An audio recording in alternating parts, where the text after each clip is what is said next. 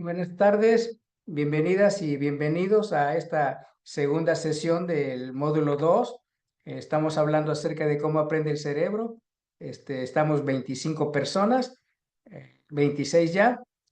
Quisiera yo comenzar porque algunos de ustedes nos pudieran compartir a manera de recordatorio de la sesión pasada, que nos pudieran compartir algunas cosas que pudiéramos como extraer de la sesión pasada pensando en nuestro producto final. Recordemos que el producto final va a ser una planeación en la que podamos incorporar algunos principios o algunos tips de la neurociencia para el trabajo de aula. Entonces, recordando la sesión pasada, ¿qué aspectos o qué tips o qué principios o qué enseñanzas podríamos sacar ahorita ya y que pudiera ser que los podamos incorporar en nuestro ejercicio de planeación que vamos a realizar? Me gustaría escuchar a 3 o 4 personas.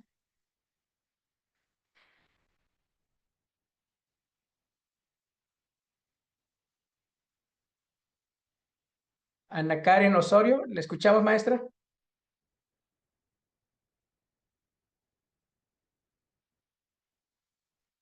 Ya, maestro.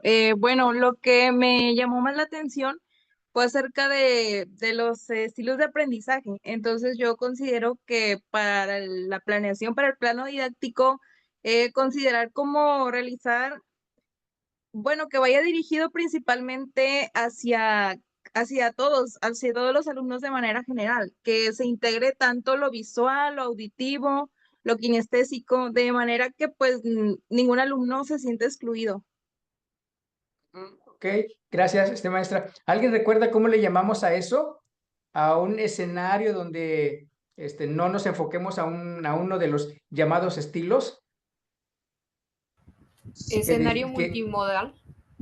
Ok, sí, maestra Laura Viridiana, un escenario multimodal en el que podamos realizar actividades que correspondan a todos los sentidos, de manera integral, donde los alumnos puedan desde pintar, escuchar música, moverse, trabajar solos, trabajar en equipo, donde se pueda atender lo que es la integralidad del ser humano, de la persona. Entonces decíamos que eso sí lo reconoce la ciencia porque ha demostrado que eso tiene mejores resultados, ¿ok? Un escenario multimodal o un escenario integral. Ok, bueno, gracias. ¿Alguien más que nos pudiera compartir otra idea que pudiéramos aplicar en nuestra planeación?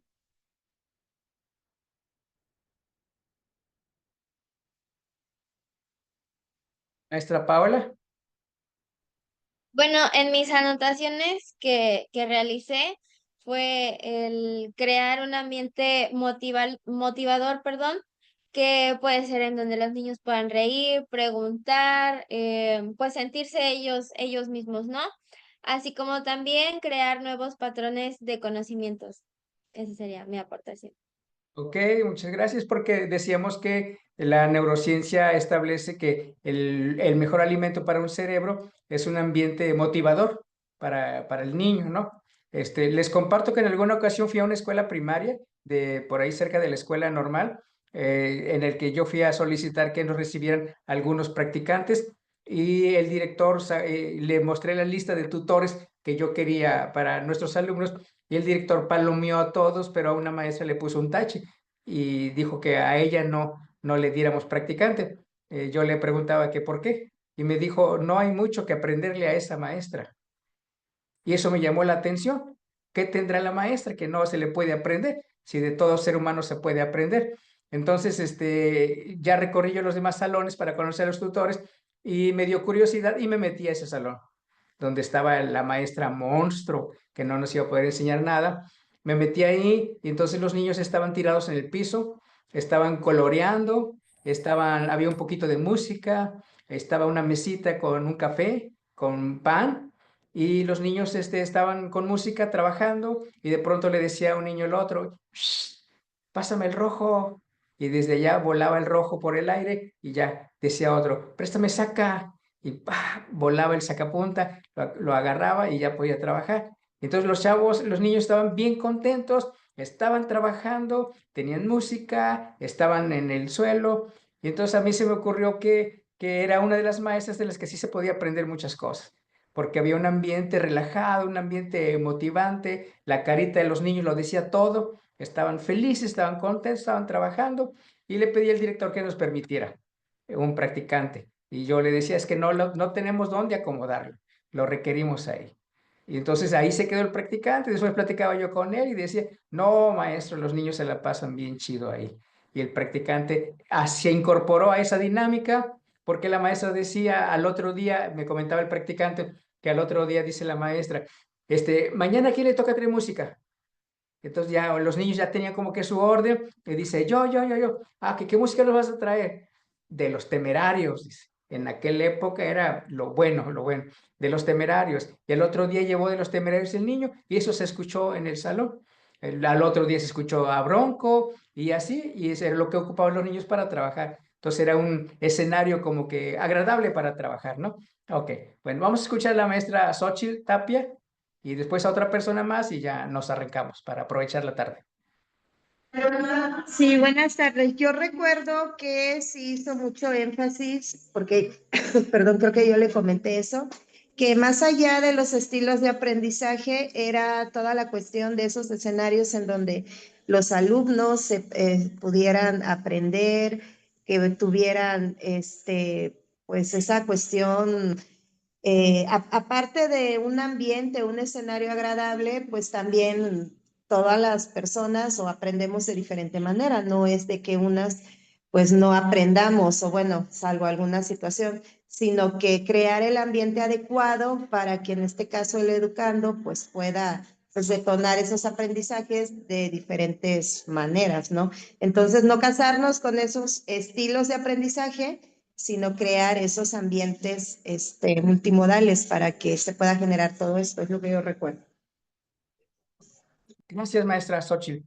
Yo solo antes de continuar con el tema, quisiera recordar un poco que no hay gente de hemisferio derecho, que no hay gente de hemisferio izquierdo, que no hay gente visual, que no hay gente kinestésica ni auditiva, que somos seres humanos integrales, y si hay algún aspecto de nuestro cerebro que no hemos desarrollado, es porque no lo hemos entrenado, porque no lo hemos practicado. Entonces, no es cuestión de que yo no sirvo para esto, porque decíamos que cuando llevamos a cabo una acción, están trabajando los dos hemisferios. No hay una sola cosa en la que solo trabaje un hemisferio, el derecho, o que en otra cosa solo trabaje el hemisferio izquierdo. En cualquier actividad están trabajando los dos hemisferios. Entonces eso habría que tenerlo presente, que no nos neguemos a eso, porque decíamos que existe la neuroplasticidad, y eso es precisamente que podemos seguir creando redes neuronales que nos permitan nuevos aprendizajes hasta el último año de nuestra vida, lo podemos seguir creando. Entonces eso nos dice que no es que yo no sea de hemisferio derecho o no sea de hemisferio izquierdo, no lo he trabajado, no lo he entrenado.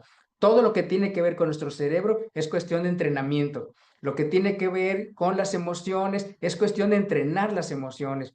El pensamiento positivo es cuestión de entrenarlo, es cuestión de practicarlo. Las funciones ejecutivas, todo es entrenable. Entonces, si algo no está desarrollado, es porque no lo hemos entrenado. Entonces, trabajemos algunas cositas con los niños y con los jóvenes, que los vayamos entrenando en estas cuestiones. Me voy a permitir compartir para continuar.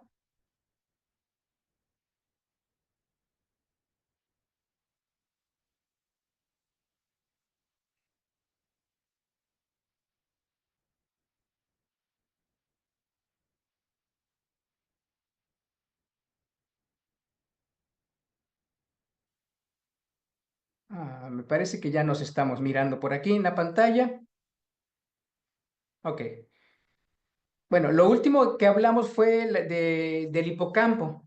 Eso fue en un video que trabajamos, eso fue nuestra última lámina, y decíamos de la importancia del hipocampo, que tiene que ver con la memoria, tiene que ver con los recuerdos, y que el hipocampo es muy, muy afectable por el estrés, por el cortisol que se genera cuando nos estresamos. Entonces, cuando metemos a los niños en una situación de estrés, así como que le preguntamos, ¿no sabes? Y le metemos como presión, entonces el niño lo que está pasando es que se bloquea y el hipocampo se para, y lo que viene después es el olvido.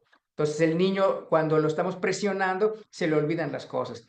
Decíamos que los niños son como nosotros. Cuando andamos estresados es cuando más se nos olvidan las cosas, se nos olvidan las llaves, se nos olvida para qué andábamos parados a media casa, se nos olvida para qué abrimos el refrigerador, se nos olvida todo porque andamos estresados, porque el estrés genera cortisol y el cortisol se va al hipocampo, que es donde está la memoria, donde están los recuerdos.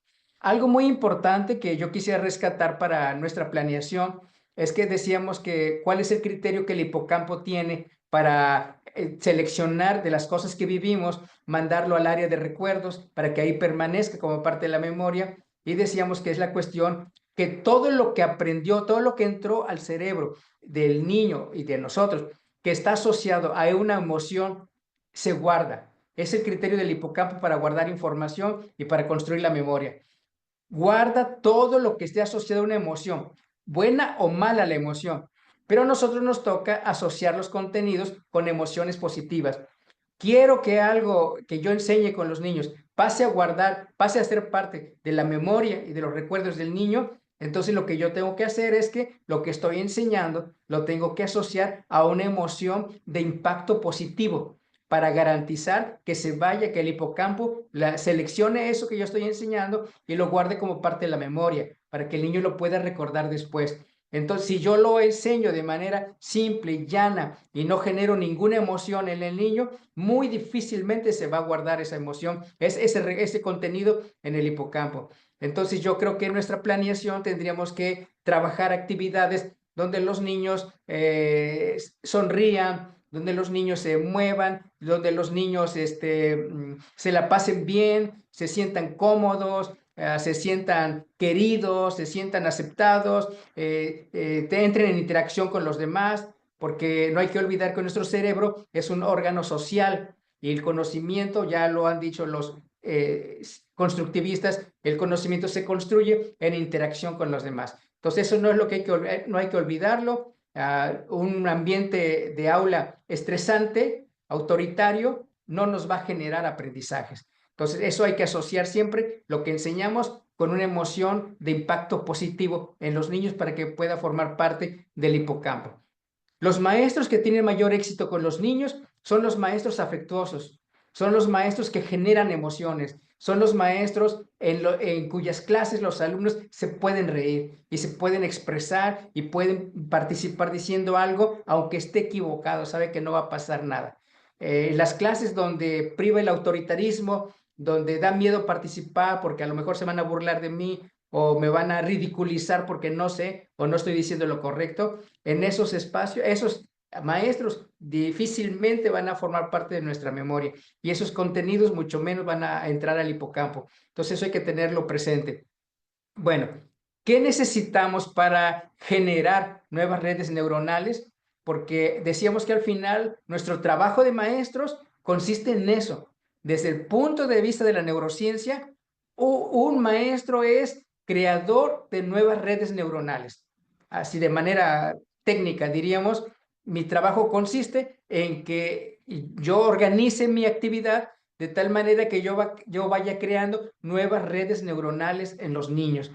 Aquí hay algunas cosas que nos van a permitir generar nuevas redes neuronales, que nos van a permitir la neuroplasticidad. Decíamos que cuando hay un accidente y una función del cerebro ya no está en condiciones, decíamos que sí hay otra parte del cerebro que hace esa función, pero que no es en automático. Si no hay entrenamiento, si no hay neuroplasticidad, si no hay generación de nuevas redes neuronales, no hay. No se da que una función supla a la otra porque no es en automático.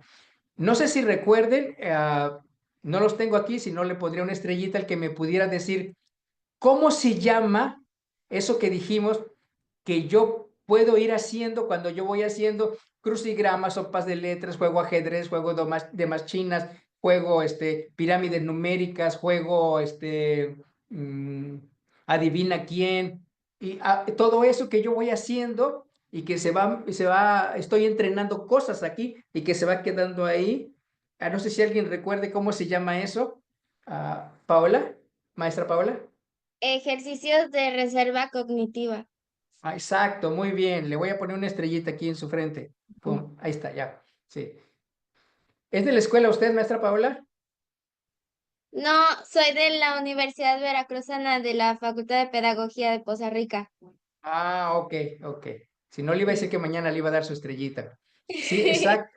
Eso es crear reserva cognitiva. Si nuestro cerebro tiene reserva cognitiva, entonces sí, cuando una función del cerebro ya no está apta, sí hay probabilidad de que otra parte del cerebro entre a sustituir esa función. Si no, no. Entonces, aunque yo no tenga ahorita ningún problema ni nada por el estilo de nuestro cerebro, yo puedo ir haciendo ese tipo de ejercicios que vamos ahorita a presentar para ir creando reserva cognitiva. ¿Sí? Ok. Hay estudios que se han realizado que hay gente que empieza a tener los primeros síntomas de Alzheimer y hay gente que no se le desarrolló. Aunque pudiera tener ya los primeros síntomas de Alzheimer, hay gente que no se le desarrolló. ¿Por qué? Porque tenía reserva cognitiva, ¿sí? Porque había creado redes neuronales, porque había creado nuevas autopistas, decíamos, en el cerebro, nuevas maneras de hacer las cosas, y entonces no se desarrolló el Alzheimer. Pero si el cerebro no tiene reserva cognitiva, es como no tiene un ahorrito ahí, entonces no se puede evitar el Alzheimer. ¿Se acuerdan cuál es la parte del cerebro, la única parte del cerebro que puede generar nuevas neuronas, que es donde se da la neurogénesis?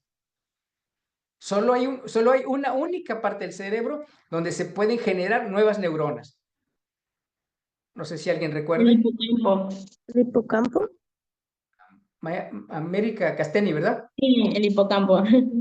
El hipocampo, maestra América, exacto. El hipocampo, por eso decíamos que era tan importante, porque es el único órgano del cerebro, única parte del cerebro donde se pueden generar nuevas neuronas. Ahí es donde se da la neurogénesis. Ok, bueno, aquí están 5 cosas que podríamos hacer para ir creando reserva cognitiva, para ir creando neuroplasticidad, para ir creando las condiciones. 1, aprendizaje y estimulación cognitiva. ¿Cómo se da eso? Aprendiendo cosas nuevas. No haciendo cosas nuevas una vez, aprendiendo cosas nuevas. Entendiendo por aprender cuando ya lo dominamos. Por ejemplo, idiomas, música, ajedrez, arte, etcétera. Aprender a andar en bicicleta, aprender a hacer huevos estrellados, aprender a cocinar frijoles, aprender a serruchar madera, aprender a cambiar una llanta, aprender cosas que yo no hago de manera cotidiana, que son nuevas para mí. Y cuando ya las domino, entonces ya estoy creando reserva cognitiva, ya estoy entrenando a mi cerebro, ¿sí? Estoy creando las bases para nuevas redes neuronales.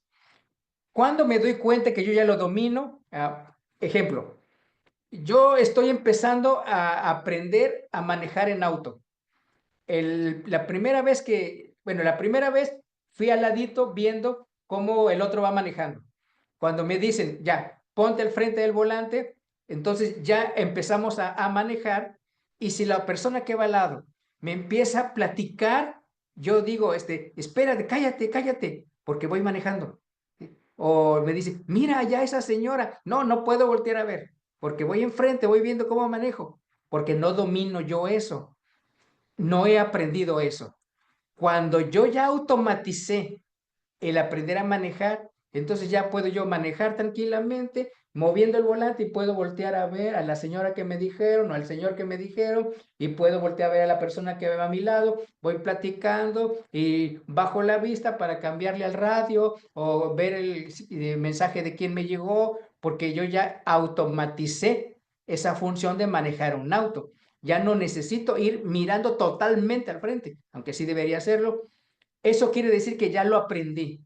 Entonces ya estoy creando nuevas redes neuronales aquí, porque ya mi cerebro ya tiene una autopista que no es más que un patrón de pensamiento para hacer esa acción que es manejar. Entonces, cuando eso pasa, es que yo ya estoy creando redes neuronales. Estoy creando autopistas o patrones de pensamiento para hacer las cosas y estoy creando bases para la neuroplasticidad. Cuando aprendo ya a hacer ajedrez, cuando aprendo a pintar, cuando resuelvo problemas o acertijos, cuando juego sudoku, cuando hago crucigramas, cuando leo y escribo regularmente, cuando participo en discusiones con otras personas, discusiones académicas, cuando hago actividades recreativas, cuando entro en contacto con la naturaleza, dicen los neurocientíficos, cuando abrazo a un árbol, ahí, cuando hago cosas donde yo puedo respirar aire lo más puro que se pueda, cuando estoy haciendo esas cosas, estoy teniendo estimulación cognitiva. Entonces estoy creando las bases para neuroplasticidad. ¿Qué otro tipo de cosas? Hábitos saludables, que están aquí a la izquierda, abajo, como por ejemplo dormir bien. Ya hablábamos, creo, de dormir bien cuando tenemos oscuro nuestro cuarto, lo más oscuro que se pueda, cuando evitamos cualquier ruido. Ese dormir bien favorece la consolidación de la memoria, decíamos, porque es el hipocampo el que trabaja en la noche, que es el único que no descansa, que es el que está seleccionando recuerdos y está mandando a la memoria lo asociado a una emoción. Cuando ingerimos antioxidantes, cuando ingerimos pescado, cuando evitamos el estrés crónico, cuando tengo que hacer 6 cosas a la vez, y conscientemente yo pienso, no, no voy a terminar. Y conscientemente digo, estas 3, ya no, ya no. Digan lo que digan, ya no voy a hacer eso. O sea, no me voy a estresar, ¿sí? Porque si no voy a entrar en estrés crónico y el estrés genera cortisol, y el cortisol afecta el hipocampo, que es donde está la memoria, y eso va a dar al traste con mi neurogénesis, con mi generación de nuevas neuronas. Entonces, no estresarme es una decisión saludable, es un hábito saludable para nuestra neuroplasticidad. ¿Qué más podemos hacer? La interacción social. Decíamos que ya Facundo Manes, un neurocientífico argentino, escribió un libro por ahí donde establece que el cerebro es un órgano social. Es decir, el cerebro no es para trabajar solito, necesita estar en interacción con los demás. Cuando conversamos, cuando debatimos con otras personas, cuando participamos en grupos de aprendizaje, cuando participamos de voluntarios, cuando hacemos obras de caridad, cuando compartimos con alguien que no tiene, cuando tenemos relaciones sociales sólidas y afectivas, cuando hay amistad de verdad, cuando convivimos con los seres queridos, cuando nos reunimos a participar de la vida, no cuando nos reunimos a hablar de los demás, no cuando nos reunimos para quejarnos, sino cuando nos reunimos a que me cuentes cómo te fue en el concierto, a que yo te cuento cómo me fue en la fiesta a la que fui el fin de semana. Cuando compartimos cosas sobre la vida, estamos teniendo relaciones sociales más sólidas y eso le ayuda a la neuroplasticidad. Más adelante vamos a hablar de los efectos que tiene cuando nos reunimos a hablar de los demás y hacer cosillas que afectan a nuestro cerebro. ¿Qué más podemos hacer? El movimiento, el ejercicio físico, la actividad física aumenta los niveles de lo que está aquí que dice factor neurotrófico derivado del cerebro, y ese factor es clave para la plasticidad. Si algo ha demostrado la neurociencia que sirve para la neuroplasticidad, para la generación de nuevas neuronas, es el movimiento físico. Con una vida totalmente sedentaria no vamos a generar nuevas neuronas. Necesitamos caminar. Por eso la idea de que en la escuela con los niños no nos vayamos toda la rutina sentados, sino que hagamos una actividad y vamos a pararnos o vamos a cambiarnos de equipo, o ahora ya no vamos a estar sentados, ahora vamos a estar tirados en el piso, ahora vamos a estar sentados ahí. ¿Y por qué no? Hay una autora que se llama María Caso, que la pueden buscar en YouTube, tiene sus videos ahí, o comprar algunos de sus libros. María Caso narra una experiencia en la que en su clase utilizaba un proyector digital, un cañón como le llamamos, y en lugar de ponerlo proyectando para la pared, lo puso proyectando para el techo. Y entonces todos los alumnos se acostaron en el piso y la maestra proyectó sobre el techo y la maestra también se acostó en el piso y en el techo estuvo mirando lo que estaba proyectando. Eso es algo totalmente nuevo en el salón, eso genera movimiento, eso ayuda para la neuroplasticidad. Cuando caminamos, cuando corremos o cuando la gente va a nadar, cuando hacemos actividades que requieren coordinación y equilibrio, como el baile, el yoga, artes marciales, cuando hacemos ejercicios, que le llaman gimnasia cerebral, cuando con una mano hacemos un movimiento, por ejemplo, para un lado y con la otra mano al mismo tiempo hacemos un movimiento hacia el otro lado, con una hacia las manecillas del reloj y con otra al contrario, al estar tratando de coordinar esas dos cosas, estamos haciendo mucho para sentar las bases para la neuroplasticidad. Experiencias nuevas y desafiantes como viajar. En la sesión pasada hablábamos de eso, de viajar, conocer nuevos lugares. No decimos Argentina, París, Venezuela, decimos nuestro pueblito de aquí que está aquí al lado, el que está a 1 hora, el que está a 1 hora y media, nuevas culturas. Cuando probamos alimentos originarios de otros pueblos, cuando nos damos la oportunidad de probar cosas diferentes, que fuimos a un lugar y venden nieve de pescado, de aguacate, de bugambilia, de cosas que diría yo, no, no, no, y las probamos, estamos generando nuevas experiencias, experiencias desafiantes que están contribuyendo a las bases de la neuroplasticidad. Cuando cambiamos rutinas y evitamos la monotonía, cuando cambiamos de ruta para llegar a nuestro trabajo, a nuestra escuela, cuando ahora nos vamos por otro lado, estamos generando condiciones para neuroplasticidad. Y si gustan practicar meditación o mindfulness para mejorar la cuestión emocional, pues estaría muy bien. No necesitamos ser expertos en meditación o en mindfulness, sino simplemente ponernos un cuartito en un lugar donde yo esté solo, a lo mejor pongo una música suavecita y yo me pongo no con la mente en blanco, porque eso no es posible, sino me pongo a concentrar, que al final mindfulness es eso, atención plena, cuando me concentro, por ejemplo, en cada una de las partes de mi cuerpo, cuando presto atención a mi respiración, a mis ojos y me voy recorriendo todo el cuerpo hasta llegar a la planta de los pies, solo concentrado en yo mismo. Eso es mindfulness, sencillo, casero, que podríamos practicar y que nos podría ser de gran utilidad. No sé si aquí hubiera algún comentario. Esas son algunas cosas que podríamos hacer para sentar las bases de la neuroplasticidad.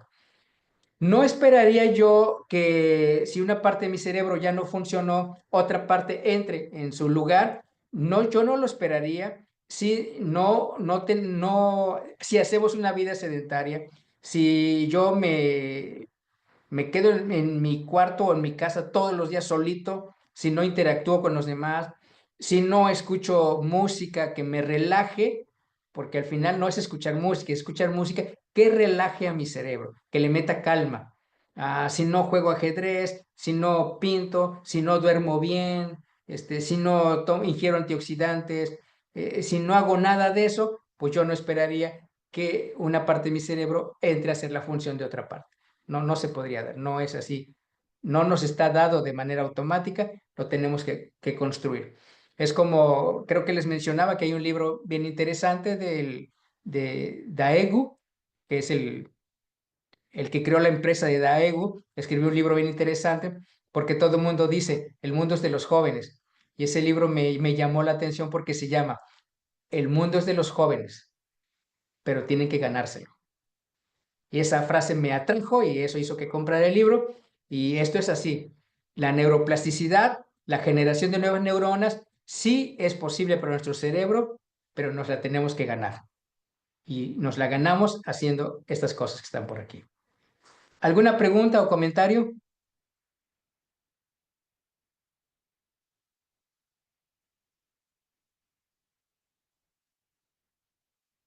¿No?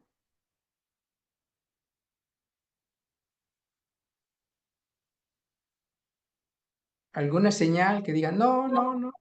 Yo, profe, Ok, sí, maestra Adriana. un comentario es como, bueno, un ejemplo, yo así lo relaciono, como cuando nos ponen a hacer una actividad que desconocemos, algo nuevo, no sé, a dar un curso nuevo, de repente, pues, no lo desconocemos, ¿no? Entonces, de repente, pues, sí nos causa un poco de incomodidad, pero ya cuando nos atrevemos, hacemos el reto, nos metemos a probar, ¿no? Lo no conocido, ahí es donde creo yo que podemos estar experimentando esto que usted dice. Sí, sí es así, ¿no? Claro, sí, maestra, así es, gracias por su participación. Sí, de hecho, los neurocientíficos dicen, haz cosas, para cuestiones de neuroplasticidad, haz cosas que nunca has hecho en las que te sientas tonto, en las que te sientas ridículo. Por ejemplo, yo no sé hacer ni huevo revuelto, pero voy a intentar hacer huevo estrellado. Mucha gente que sabe hacer huevo revuelto no quiere hacer huevo estrellado porque no le salen, dice, porque no le quedan bien. Entonces yo lo voy a intentar. Y la primera vez seguramente voy a terminar comiendo huevo revuelto. A lo mejor las primeras 2, 3 veces voy a comer huevo revuelto porque no me salieron estrellados. Otra vez a lo mejor se me quemaron. Y yo me siento tonto, ridículo, porque no me sale. Bueno, dice la neurociencia, haz cosas en las que al principio te sientas tonto, en las que te sientas novato, en las que te sientas aprendiz, pero que después de práctica ya lo domines. Entonces, eso es aprender algo nuevo. Eso es generar neuroplasticidad. ¿Sí? Bueno, sirva eso como ejemplo. Bueno, vamos a continuar.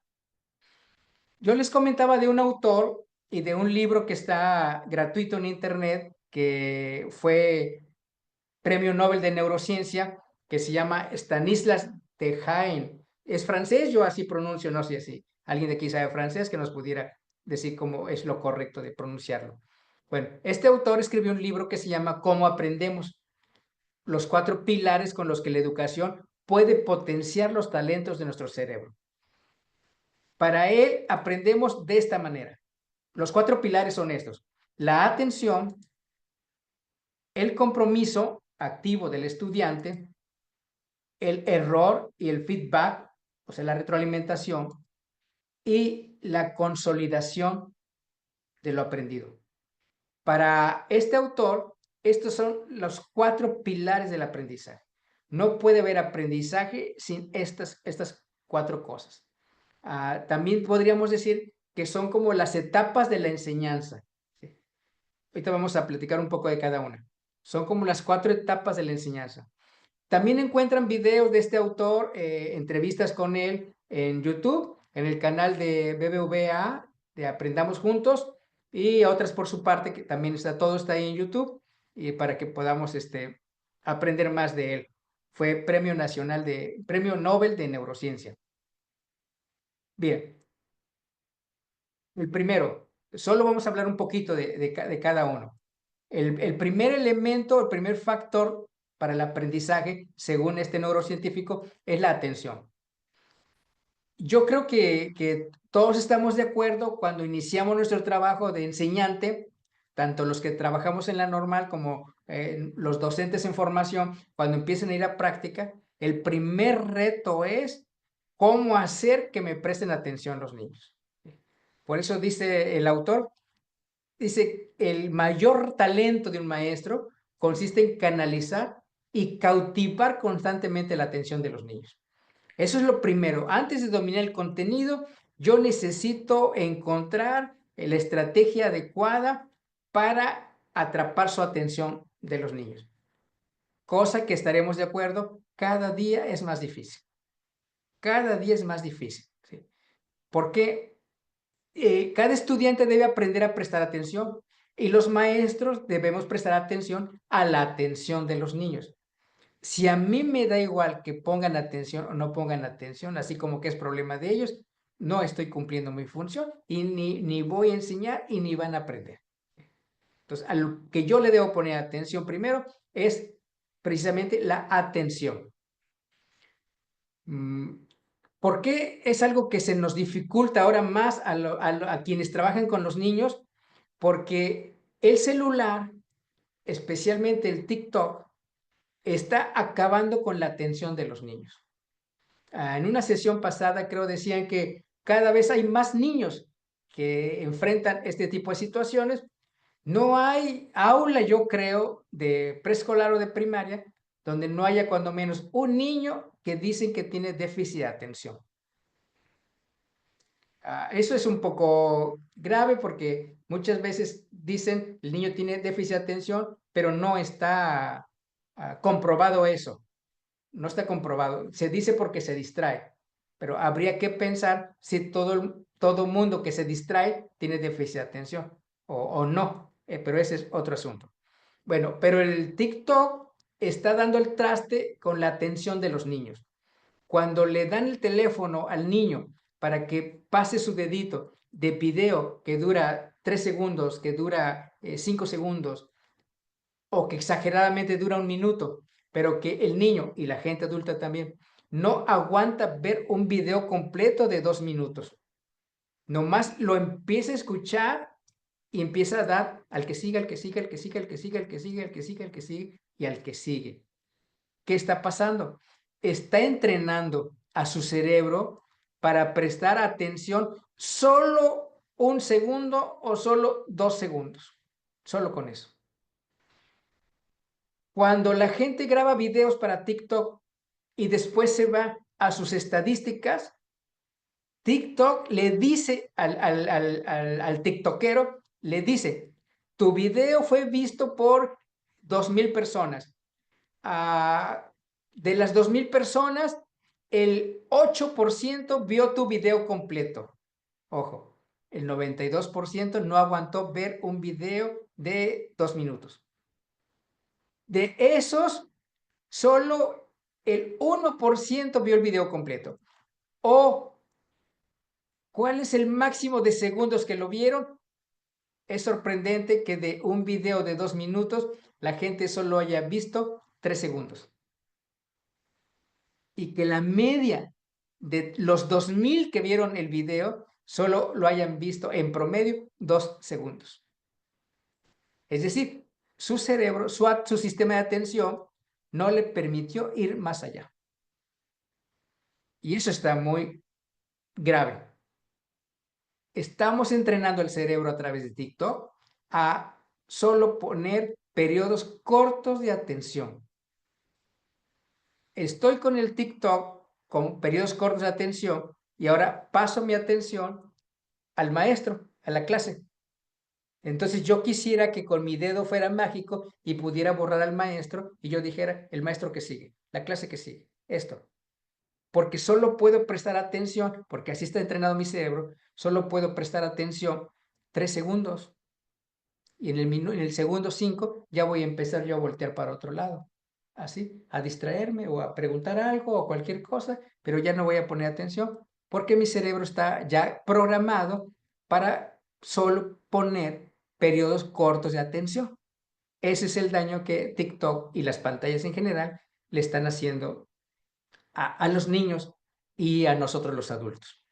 La cuestión de la dopamina es otra cosa que más adelante vamos a hablar. Ahorita solo hablamos de cómo está acabando con la atención de los niños. Por eso es muy grave eso. Un psicólogo estadounidense que se llama Michael Posner hace 3 sistemas de atención. Uno, el alerta, que es cuando prestamos atención y adaptamos nuestro nivel de vigilancia. El otro es la orientación de la atención, que muestra a qué prestar atención y amplifica el objeto de interés, como cuando ampliamos la pantalla. Y el tercero es el control ejecutivo, que decide el sujeto cómo procesar la información a la que atendemos, selecciona los procesos que son apropiados para determinada tarea y controla su ejecución.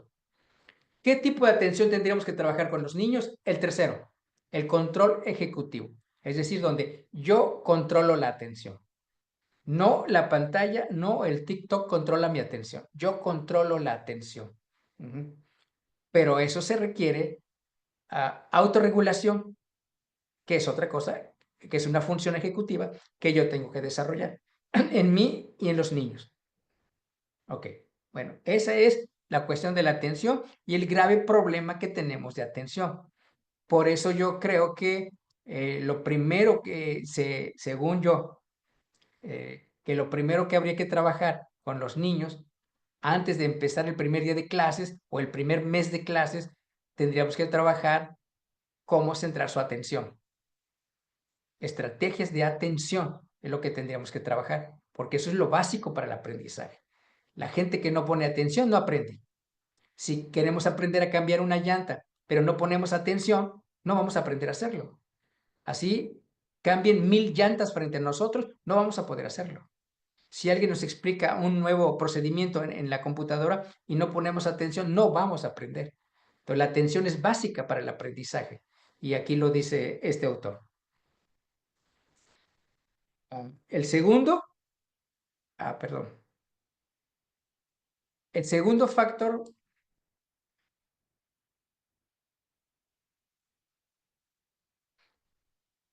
factor es el compromiso. Sin compromiso, sin actividad por parte del alumno, no hay aprendizaje. Un organismo pasivo no aprende, dice el autor. Y eso tenemos que tomarlo en cuenta para nuestra planeación del producto final. Un organismo pasivo no aprende. Tenemos que enseñarle a los niños a procesar en profundidad. Aquí hay un ejemplo que se hizo, un estudio, que a 3 grupos de estudiantes se trabajó con ellos. A un grupo se le pidió que se le dio un 60 palabras, y a un grupo de niños se les pidió que decidieran si esas palabras estaban escritas en mayúsculas o en minúsculas. El segundo se les dijo que se fijaran si las palabras rimaban con silla, con la palabra silla.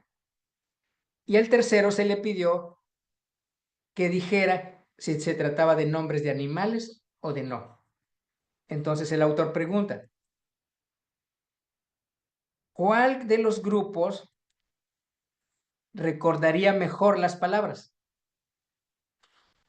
El que solo se iba a fijar si estaban escritas en mayúsculas y minúsculas, el que solo se iba a fijar si rimaban con silla, o los que se fijaron si eran nombres de animales o no eran nombres de animales. Obviamente, los que más se iban a acordar es el tercer grupo. Eso es procesar en profundidad. Entonces, si yo les hago una pregunta tan sencilla como un cuento que les conté se llama El gato y yo, y de eso trata todo el cuento, de un gato y yo. Y después les pregunto, ¿cuál era el personaje principal del cuento? Pues el gato. El gato. ¿Qué estamos haciendo? No estamos trabajando procesamiento en profundidad. Estamos trabajando en un nivel sencillo. ¿Sí? Entonces, eso hay que ponerle atención, porque tiene que ver con el tipo de preguntas que hacemos a los niños. Esta imagen que está acá, donde dice el compromiso activo, vemos a los niños trabajando ahí, dibujando, pintando, o sea, manipulando herramientas. Están activos los niños. Entonces, no podemos tener a nuestros niños pasivos. Algo tienen que estar haciendo, porque es como involucrarlos en la tarea. Yo no les voy a llevar el contenido, yo no les voy a transmitir nada, porque eso ya lo hemos superado, ya sabemos que eso no es posible. Será mi orientación, pero el trabajo, la actividad, la tienen que hacer ellos, bajo mi orientación, pero la tienen que hacer ellos, porque si no entran en acción ellos, entonces no hay aprendizaje. Escuchándome no van a aprender los niños. Ok, pasamos al tercero. El tercero dice el error y el feedback. El feedback es la retroalimentación que le damos a los niños. El error es productivo cuando hay un buen feedback, cuando hay una buena retroalimentación. ¿Qué hay que rescatar aquí?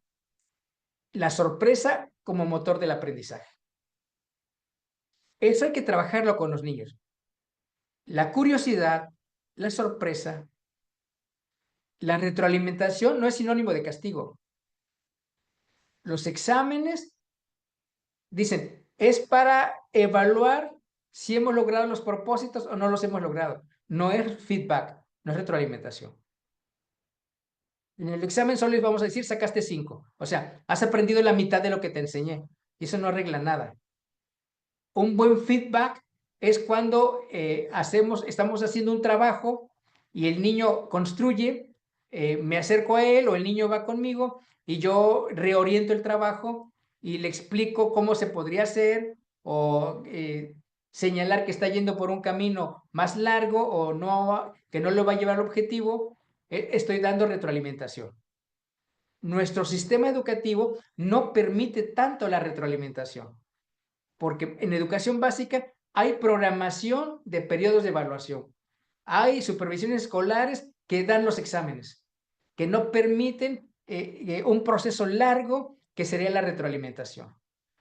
Aplicamos examen, damos calificación y después de eso ya nada se puede hacer.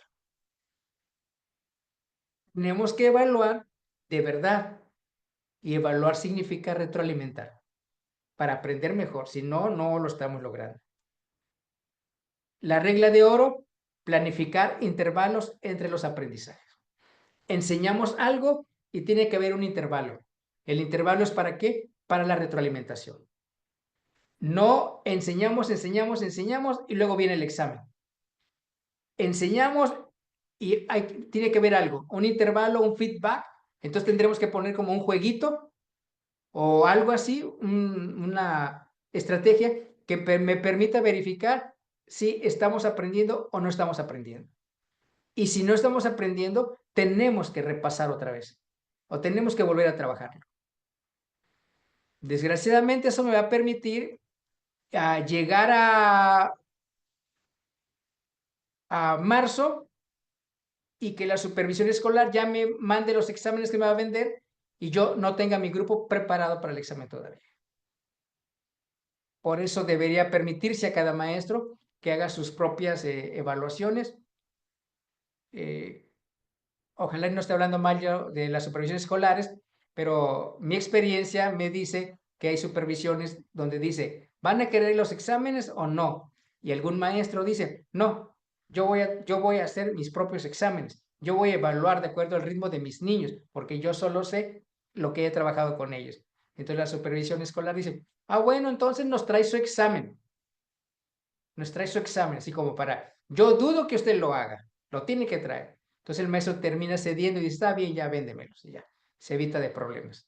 No tenemos un sistema educativo muy, muy ordenado. Y a esto habría que darle importancia, a esto. Último elemento que dice el autor, que se llama la consolidación. Ya enseñé, ya trabajé, ya di retroalimentación, ya corregí, ya reconstruyeron los niños, ya va a terminar mi clase, me voy a preguntar, última etapa de la enseñanza y del aprendizaje. ¿Qué actividad implementaré para que los niños consoliden lo trabajado en clase? Eso me tengo que preguntar. ¿Qué actividad voy a implementar para que los niños consoliden lo que se trabajó en clase? En términos coloquiales, para que amarre. Lo ya trabajado, lo que ya aprendieron los niños, ¿cómo hago que amarre? ¿Qué actividad hago para que amarre? Para liberar los recursos cerebrales. Y para la consolidación, el sueño es un ingrediente clave. Cualquier maestro de cualquier nivel tiene que platicar con los padres de familia sobre el sueño del niño, sobre la importancia de que duerma bien, sobre la importancia de que no duerma tarde, sobre la importancia de que deje la televisión y el teléfono hora y media antes de ir a dormir, sobre la importancia de no tomar café en la noche. De eso tenemos que hablar con los padres. Cuando el cerebro está dormido, revive los episodios de la víspera, revive lo que acabamos de vivir, porque dijimos que el hipocampo es el que está trabajando. ¿Sí? Entonces, a eso hay que prestarle atención. Con los papás, para que los niños duerman bien, porque el aprendizaje se consolida durante el sueño. Ya lo hemos explicado. Porque el hipocampo es el que se pone a trabajar para formar la memoria y los recuerdos. Ahí se consolida el aprendizaje. Lo que yo enseñé en la mañana con los niños se va consolidando en la noche, mientras duermen, y lo está consolidando el hipocampo.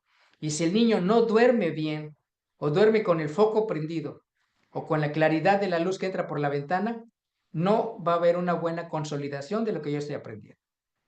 Entonces, combinemos estas dos cosas del sueño con los padres de familia y con qué actividad voy a poner yo para que amarre.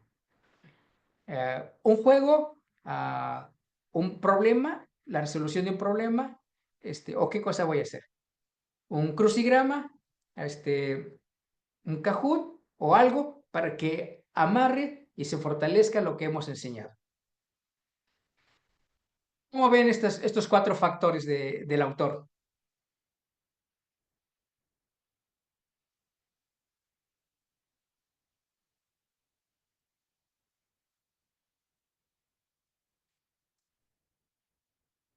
Los mariachis callaron, como dice la canción.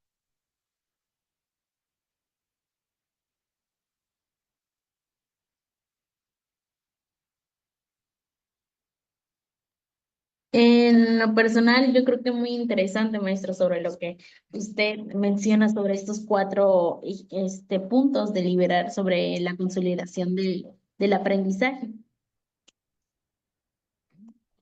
Gracias, maestra América. Una última persona.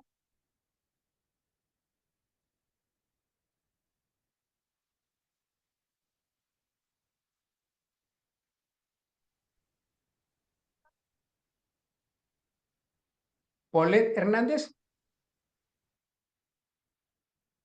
¿Qué podría comentar, maestra?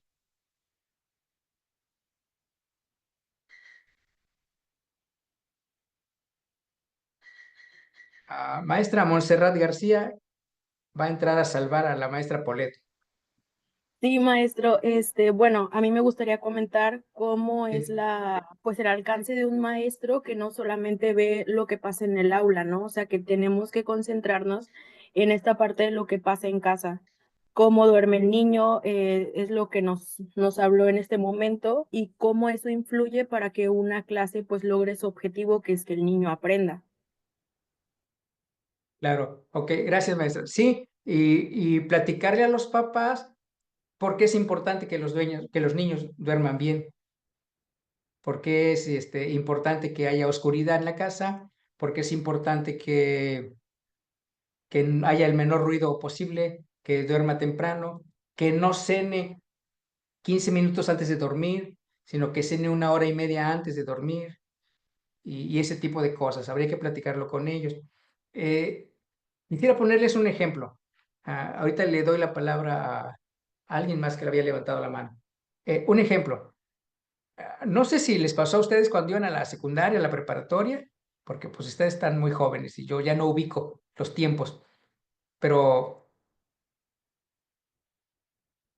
en la secundaria, por ejemplo, o en la preparatoria, llega un maestro y pone un video y pone el cañón, el proyector, y tiene que apagar las luces porque con la claridad no se ve. Y entonces tiene que apagar las luces. Hablemos de secundaria preparatoria, de adolescentes, y entonces pone su video y se oscuró el salón para que se vea mejor. Y entonces uno o más adolescentes cierran sus ojos, se recargan en su asiento y algunos se duermen. Y algunos se duermen. El maestro se da cuenta y cuando acaba el documental o lo que está viendo, se prenden las luces. Entonces, si ustedes observan, cuando se prenden las luces, todos hacen sus ojitos así como si se fueran acabando de levantar, como le hacemos todos. Y hay maestros que ocasionan que se burlen del que se durmió. O a ese que él vio que se durmió es el que le pregunta, ¿qué te pareció el documental? Y todos empiezan a reír porque se durmió el joven, no lo puede hacer. Y entonces le echamos la culpa al muchacho, que no puso atención, que se durmió durante mi clase, durante la proyección de mi video. Pregunta, ¿qué dice la neurociencia de eso? Ok. Dice que cuando apagamos las luces, todos guardaron silencio y solo se quedó el documental que estaban pasando, todo lo demás oscuro y los demás no hablando. Eso le dijo al cerebro, es hora de dormir. Es hora de dormir. Entonces el adolescente cierra sus ojos y se duerme. en lugar de regañarlo y de echarle la culpa a los muchachos que se durmieron, lo que habría que hacer es comprar un buen cañón, un buen proyector, que yo no tenga que apagar la luz para que se pueda mirar lo que estoy proyectando. Pero la oscuridad le dice a mi cerebro es hora de dormir. Por eso es importante que los niños, y los jóvenes y nosotros los adultos tengamos el cuarto lo más oscuro que se pueda para dormir. Para que eso le diga al cerebro es hora de dormir y ya a descansar. Entonces, eso habría que platicarlo con los padres. Ok, bueno, vamos a continuar. Hablemos ahora de redes neuronales y plasticidad cerebral, que ya un poco hemos ido tocando, entonces vamos a ir un poquito más, más rapidito. Realizar ejercicios cognitivos, que ya hemos dicho algunos ejemplos de ajedrez, sopa de letras, crucigramas, pirámides numéricas, semejanzas y diferencias, encuentra el objeto perdido, todo eso que viene en unas revistitas que por ahí venden y que ojalá nos pudiéramos comprar. Y si no lo queremos comprar, busquemos en internet y hagámonos un manual de ejercicios cognitivos, que lo podamos ir respondiendo en nuestros ratos libres. Y si se lo podemos dar a nuestros papás, pues mucho mejor también, que lo trabajen ellos también. Esos ejercicios van a permitir integrar información, mejorar destrezas y abstracción y generar nuevas habilidades y mantener las que ya tenemos. Entonces, eso es importante para la neuroplasticidad.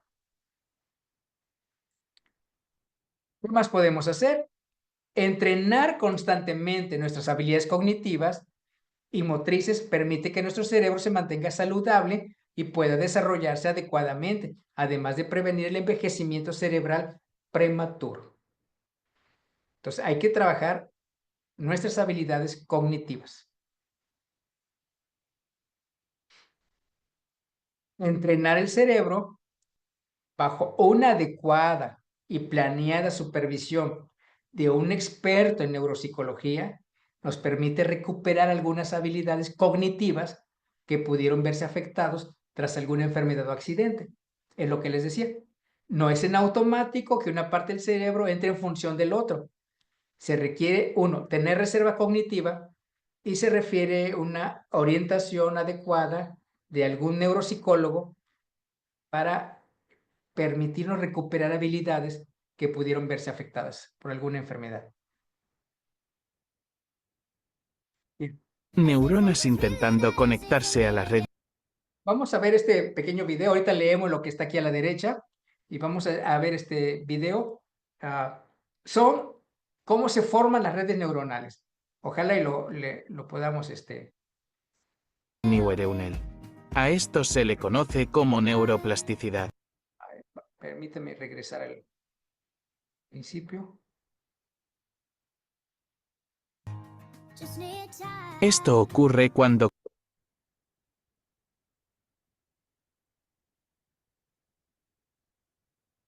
creamos nuevos hábitos.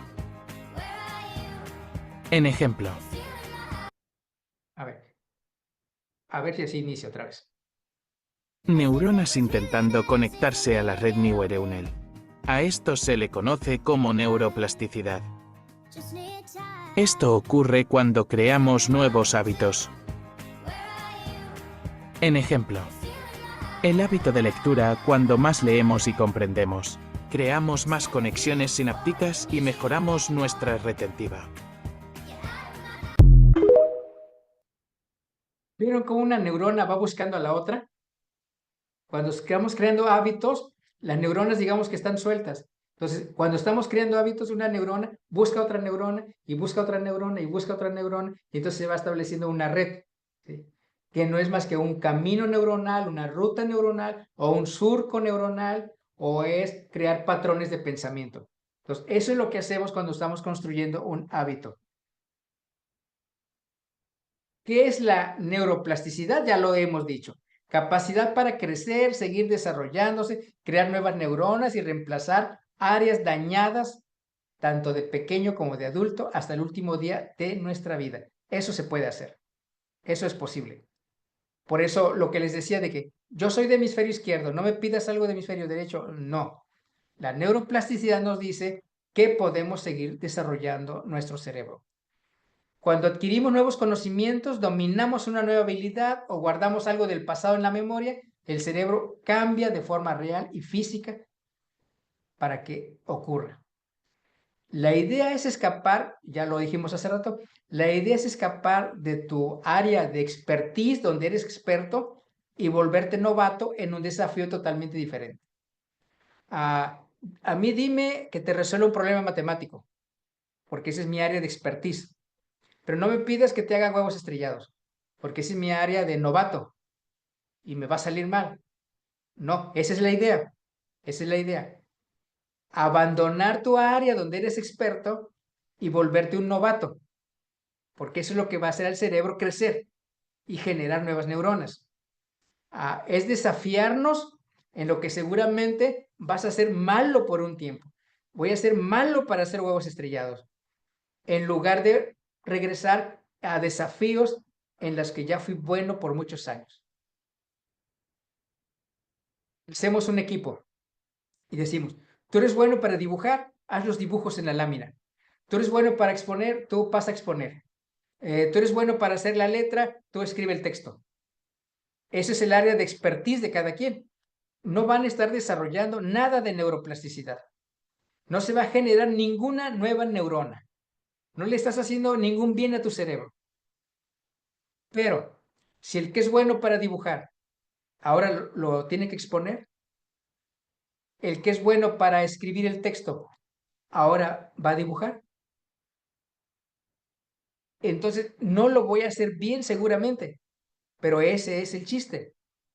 Eso es lo que le va a permitir a mi cerebro generar nuevas neuronas. Como decía la maestra hace un momento, voy a dar un curso que nunca he dado. Ese es el chiste. Es el chiste, porque me voy a sentir nuevo. Y de hecho lo soy en eso. Nuevos retos. Tengo que leer otras cosas que no había leído y que a lo mejor nunca pensé leer. Tengo que buscar estrategias. Tengo que hacer esto. Ese es el chiste. Eso es lo que va a permitir generar nuevas neuronas. Y por eso que aprender a tocar un instrumento, por poner solo un ejemplo, nos permite generar un aprendizaje de verdad. Por eso se recomienda aprender a tocar instrumentos. Bien. Este es un esquema de redes neuronales. Justo así está nuestro cerebro. Cuando aprendes algo nuevo o repites una acción muchas veces, las conexiones entre neuronas se fortalecen formando caminos o rutas. ¿Qué hay que rescatar de aquí? Que hace años, cuando yo estudiaba la primaria, nos ponían a hacer repeticiones. Nos ponían a hacer a cantar la tabla del 2 para aprenderla y a repetir cosas, para memorizar, para aprender. Llegó la pedagogía moderna y dijo que eso no era correcto. ¿Qué ha descubierto la neurociencia? Que necesitamos la repetición. Que la repetición es importante porque permite crear redes neuronales. Cuando hacemos varias veces, muchas veces una acción, estamos creando un camino o una ruta cerebral. Estamos creando redes neuronales. Los coreanos, los chinos, los japoneses trabajan con la repetición. Hacen planas. Y uno diría, ellos deben escribir desde el primer día de nacido en computadoras. O sea, no. No usan computadora en todo lo que es la primaria.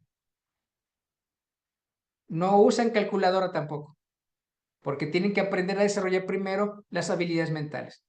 Y algo que trabajan fuertemente es la repetición, porque la neurociencia ha descubierto que para crear una red neuronal, yo tengo que hacer muchas veces algo, muchas veces algo. Algunos expertos dicen que 21 veces.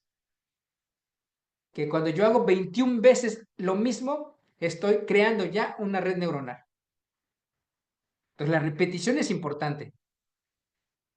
Cuando practicamos un deporte o aprendemos a tocar un instrumento, las neuronas involucradas en esos movimientos refuerzan sus conexiones y cada vez se va haciendo de manera más automática.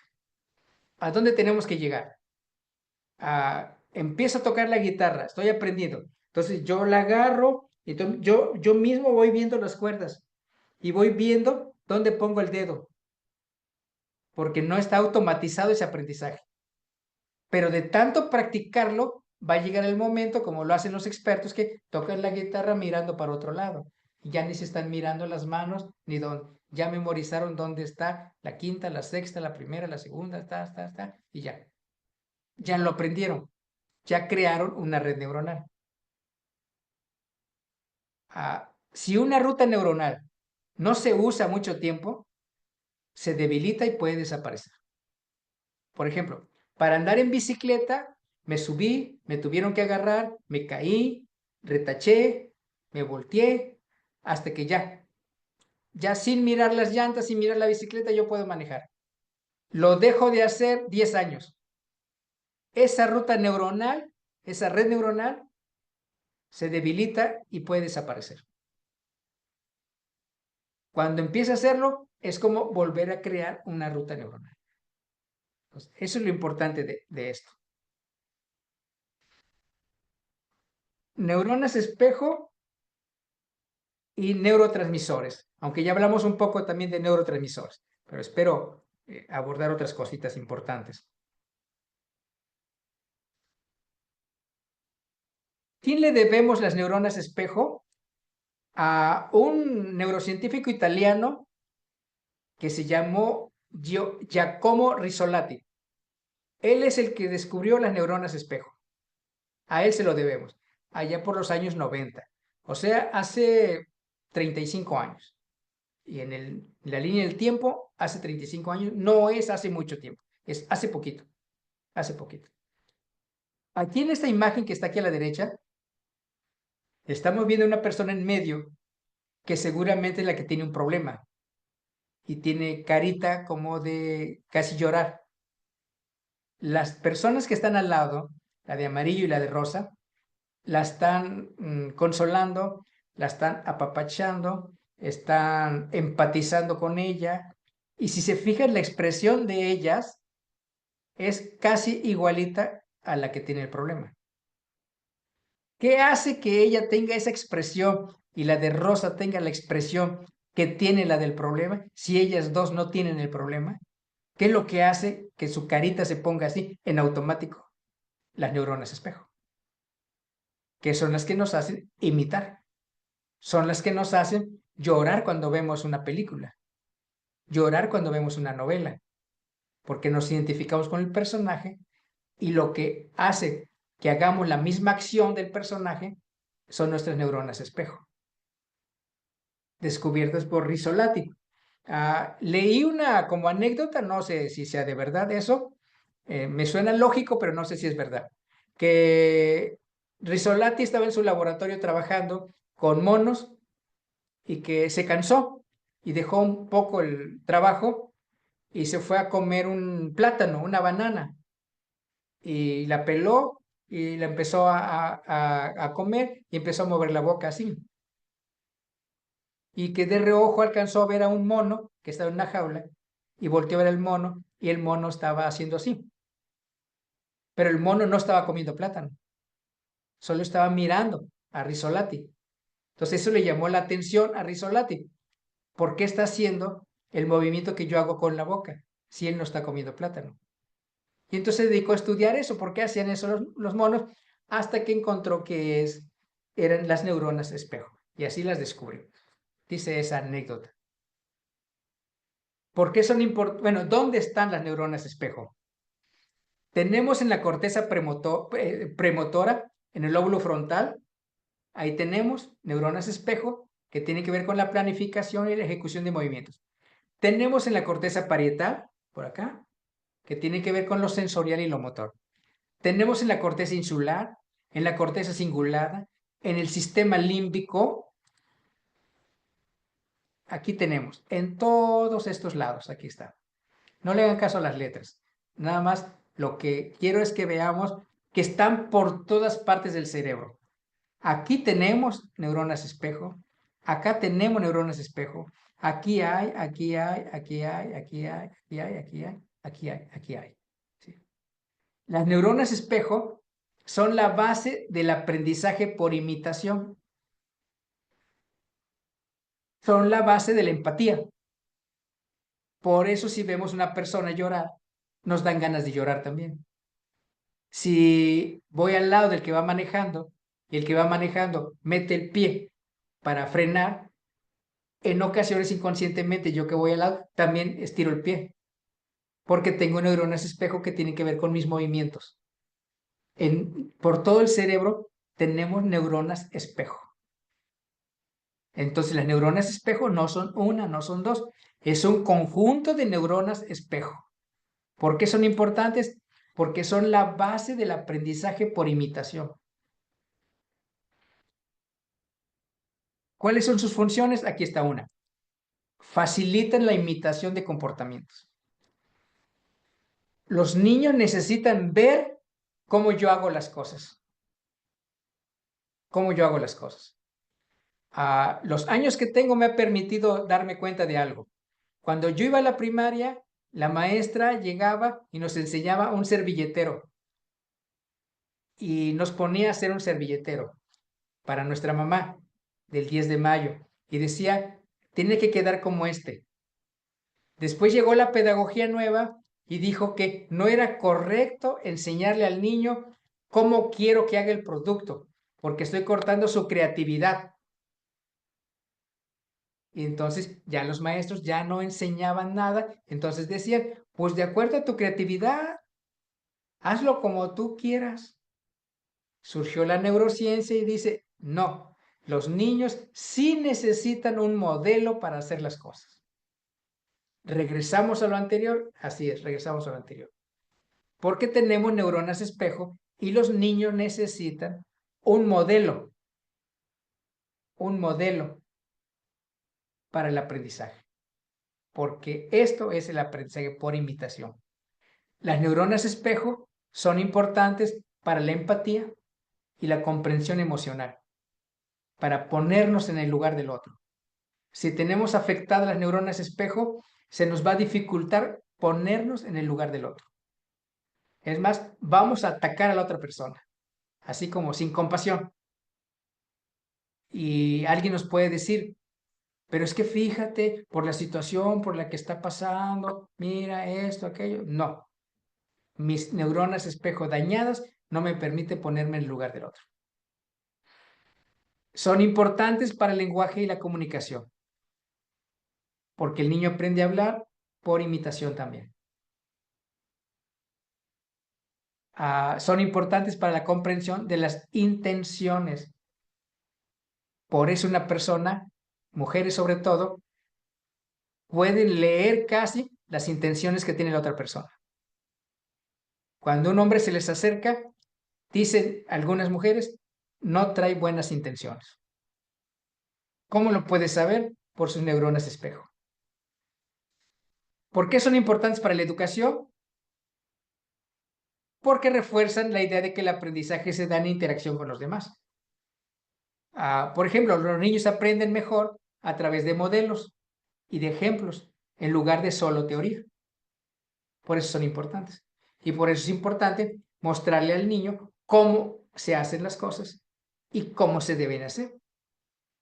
Como cuando nos enseñan a manejar, nos van diciendo cómo, luego acá, luego acá, luego acá, luego acá. Así son los niños. Entonces tenemos que darles modelos. Las emociones del maestro, y esto es muy importante, influyen en el ambiente del aprendizaje. Si yo resuelvo los problemas gritando, le estoy enseñando a los niños a través de sus neuronas espejo que así se resuelven los problemas gritando. Si yo digo, a ver, vamos a tranquilizarnos, vamos a respirar profundo, vamos a hacer esto, ya nos calmamos. Ahora, ¿cómo podemos resolver este problema? Les estoy dando el modelo de cómo se resuelven los problemas. Por eso el maestro es muy importante como un modelo para los niños. Escucho sus comentarios.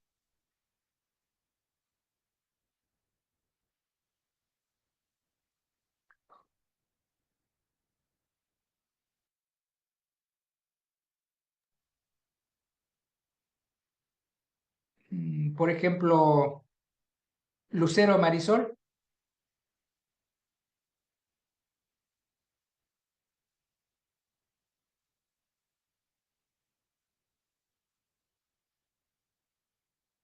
Lucero Marisol no está en clase.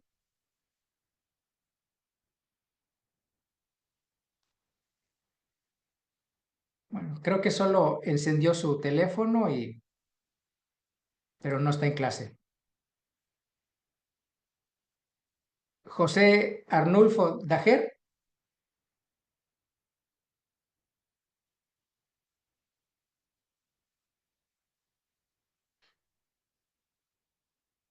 Tampoco está en clase. Bueno, la maestra Xochitl va tomando nota de los que no están en clase. Denise Erandi.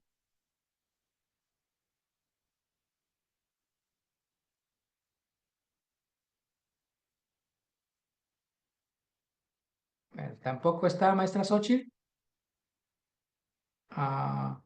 Aymara Julisa. Sí, maestro, estoy escuchando y sí estoy anotando, maestro. Ok, ¿qué podría comentar?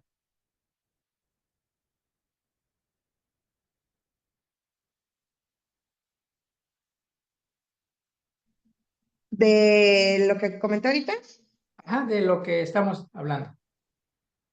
Sí, bueno, hablaba de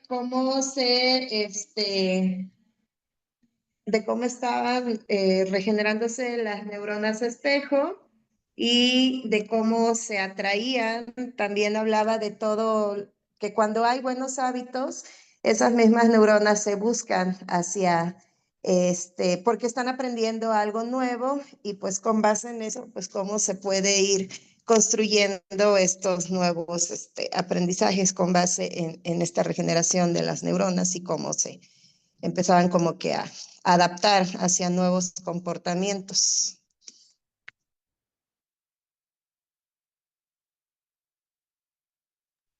Es la maestra Xochitl. Sí, sí, le dije que si le comentaba de lo que acababa de decir, maestro.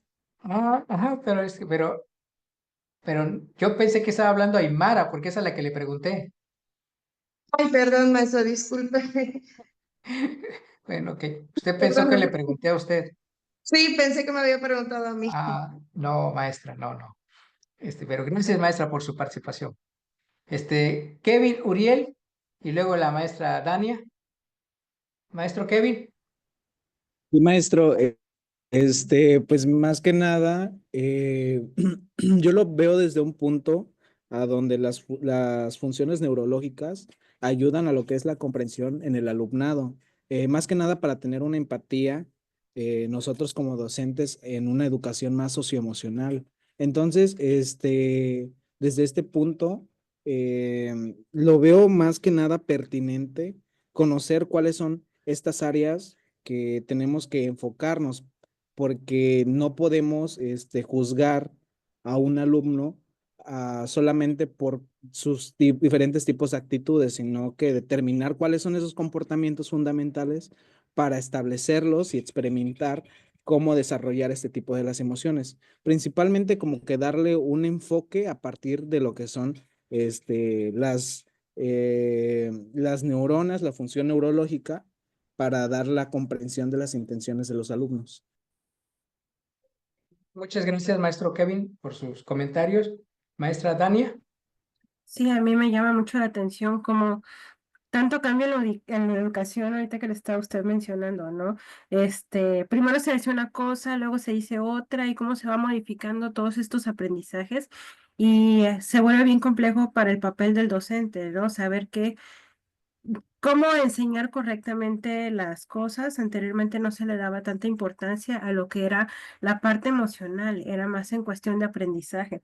Y ahora se busca que pues todo esté fortalecido, que haya una educación más completa, también desde la parte emocional. Sin embargo, hay cosas que ya no se retomaban y se están retomando ahorita desde la parte de la neurociencia. Otro punto que me llama mucho la atención es cómo educar también a los padres de familia, nuestro papel que debemos de fungir, porque yo creo que es la parte más compleja, hacer entender a los padres de familia y trabajar con ellos para lograr los niños puedan ir bien y con una buena salud mental a la escuela, que es lo más complicado. El que desde casa se trabaje muchas cosas para que nosotros por parte de la escuela podamos fortalecer todo eso y podamos trabajar en común acuerdo. Creo que es la parte más compleja porque pues desde casa son desde donde se desarrollan los principales hábitos, el dormir bien, el alimentarse bien, en tener buenos hábitos, incluso esta parte de las neuronas espejo, donde los niños tienen la primera parte de la infancia, que es donde ellos empiezan a desarrollar la empatía, como desde casa se les enseña a desarrollar la empatía, y estas neuronas espejo para ponerse ellos como ejemplo, ¿no? Ahí está, ahí creo que ya se ve. Creo que se me fue la señal. ¿No se me ha olvidado la señal? ¿Sí No, me no, aquí la estamos escuchando. Ok. Bueno, entonces para mí, y cuando trabajé, eso me recordó también cuando trabajé desde el preescolar, que es de los retos más grandes, el trabajar con los padres de familia y hacer esta parte del trabajo. Siempre el maestro de educación básica tiene un reto muy fuerte. El educar no solamente tener escuela para los niños, sino también tenemos que tener como escuela para padres de familia para poder llevar estos hábitos y estos aprendizajes a las casas. Gracias, maestro. Gracias. Gracias a usted, maestra Dania, por sus aportaciones. Maestra Adriana. Sí, es algo de lo que comenta la maestra Dania acerca de, pues de los niños, ¿no? De cómo los hábitos que tenemos nosotros como papás. Yo ahorita, pues, lo vi desde mi hija, ¿sí? Soy maestra, pero pues también soy mamá. Y cómo yo a veces, o cómo nosotros los padres decimos, le damos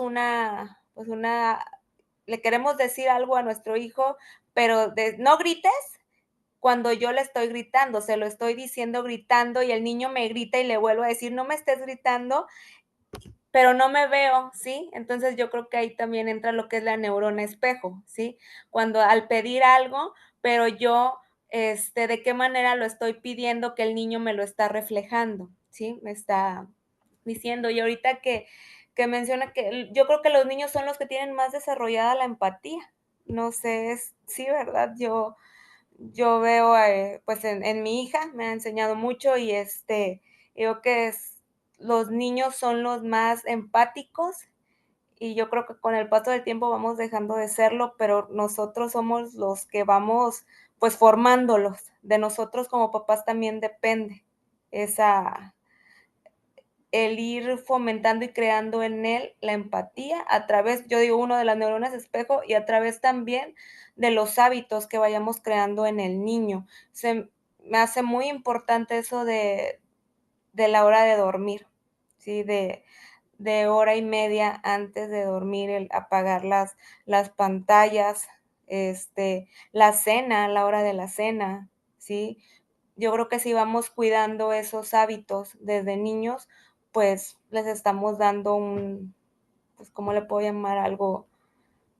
Un, un buen potencial, ¿no? En ellos, algo que a futuro pues les va a ayudar en todo. Esa era mi participación, maestro. Muchas gracias, maestra. Vamos a cerrar con la maestra América Casteni. Sí, maestro. Bueno, como decía usted, cómo es que, como dicen mis compañeros igual, cómo es de que la educación ha cambiado a través de los años. Y una de las cosas que usted decía es que nosotros, bueno, aprende haciendo repeticiones una y otra vez. Me recuerdo cuando yo iba en la primaria, había una maestra que era muy así, muy didáctica, o sea, hacía muchas diferentes actividades muy resaltantes y una de ellas eran las planas, ¿no? De repetir la palabra o las tablas de multiplicar, así como también trabajamos lo motor con actividades de círculos y también hacíamos actividades de como tipo educación artística en ese entonces, cuando ya que nos ponían a hacer dulceros para el Día del Niño, hacíamos nuestros propios dulceros. La maestra nos iba explicando y nosotros hacíamos nuestros dulceros como podíamos. Nunca nos forzaba a que tenía que quedar pues perfecto, sino que como podríamos pintarlos y queríamos pegarles y me recordó lo que usted estaba hablando, me recordó a ese tiempo cuando iba a la primaria. Gracias. Muchas gracias. Hay alguien que dice luego en el Facebook, éramos felices y no lo sabíamos. Yo creo que su maestra era muy buena y a lo mejor no lo sabía. Y ahora resulta que ellos eran los buenos. Ok, bueno, gracias. Vamos a continuar. Gracias por sus participaciones. ¿Qué hora es? Todavía nos queda un poco de tiempo. Quiero esta parte cerrarla con la cuestión de los neurotransmisores. Ya en una sesión anterior, en otro módulo, hablaron de eso. Yo solo quiero rescatar sobre tres neurotransmisores que son importantes. Ya decíamos que hay cerca de 90 neurotransmisores, pero son, me parece que 9 los más básicos, pero de los 9 yo quiero resaltar sobre 3 que son, según yo, los más determinantes. Bueno, uno es la dopamina. Aquí está la parte buena de la dopamina y aquí está la serotonina. Y aquí está la parte buena de la serotonina. Son neurotransmisores o moléculas que nuestro organismo secreta y que hay factores que detonan esos que tienen ciertas funciones. Por ejemplo, la dopamina genera la sensación de bienestar, constante curiosidad por conseguir placer. La dopamina no es la hormona del bienestar, es la hormona del placer. Y como tal tiene sus riesgos. Ahorita vamos a ver. Pero entre otras cosas, eso es algo de lo que podemos hacer para generar dopamina de manera natural, celebrar y reconocer los logros. Tenemos un pequeño triunfo, ok, hay que celebrarlo, hay que aplaudirnos.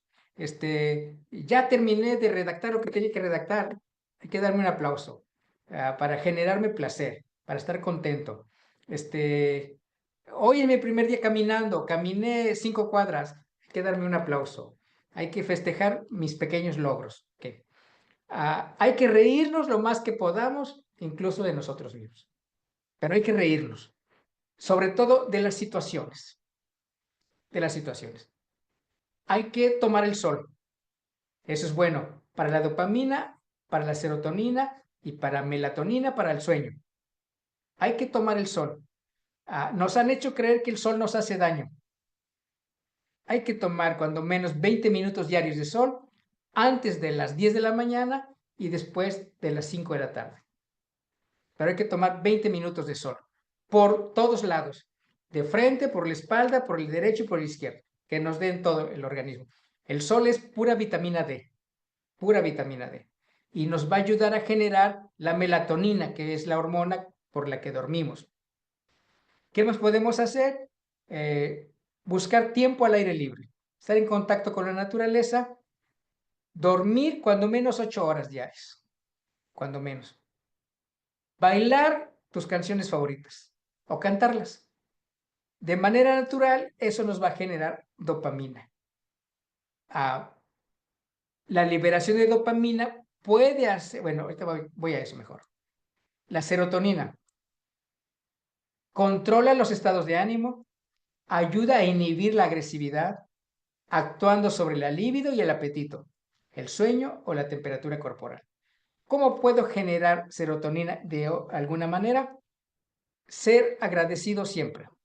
Siempre dar las gracias. Desde que te despiertas hay que dar gracias en quien tú creas, por el nuevo día. Gracias al taxista que nos llevó, gracias a esto, gracias a la persona que nos vendió lo que comemos, gracias a todo el mundo. Recordar constantemente los buenos momentos o recuerdos. Ahorita no tengo nada que hacer, me siento y me pongo a recordar buenos momentos, buenos recuerdos que yo tengo. No sé, yo creo que se han escuchado que dice la gente, recordar es vivir. La neurociencia, con estudios de resonancia magnética funcional, ha permitido descubrir que cuando yo vivo algo, por ejemplo, ahorita estoy viviendo una emoción, algo que me genera mucha emoción, mucho bienestar, alegría, felicidad, hay ciertas partes del cerebro que se iluminan. Después de 10 años, yo me siento y recuerdo ese día de cuando yo viví eso y se vuelven a iluminar las mismas partes del cerebro. Entonces, eso de recordar es volver a vivir, es literal, es verdad. se vuelven a iluminar y activar las mismas partes del cerebro que se activaron cuando lo viví. Por eso hay que buscar momentos para recordar las cosas buenas que hemos vivido, los buenos recuerdos. Y eso nos va a generar serotonina, un poco de felicidad. Buscar la naturaleza, hacer movimiento, ser generoso, bondadoso, hacer el bien, eso nos genera serotonina. Bien, los riesgos. La liberación de dopamina puede hacer que las personas se conviertan en adictos. La base de la adicción es la dopamina en exceso, porque siempre estoy buscando el placer y cada vez a niveles más altos y cada vez a niveles más altos. Hay gente que dice, me voy a tomar una cerveza y viene la segunda y no puede parar, y no puede parar, porque se va generando más placer y más placer. Es como cuando nos rascamos, nos pica, nos rascamos y sentimos bonito, pero ya me estoy haciendo una ronchita más grande, pero siento bonito y me voy rascando hasta que me hago una roncha muy grande. Entonces, todo lo del placer, tiene tiempo que no tomo una coca, hoy me voy a tomar una, mañana voy a querer otra, porque le metí placer a mi cerebro y el cerebro siempre es, dicen los neurocientíficos, siempre está hambriento de placer, siempre quiere placer, que no es lo mismo que felicidad. Eso es muy, muy diferente.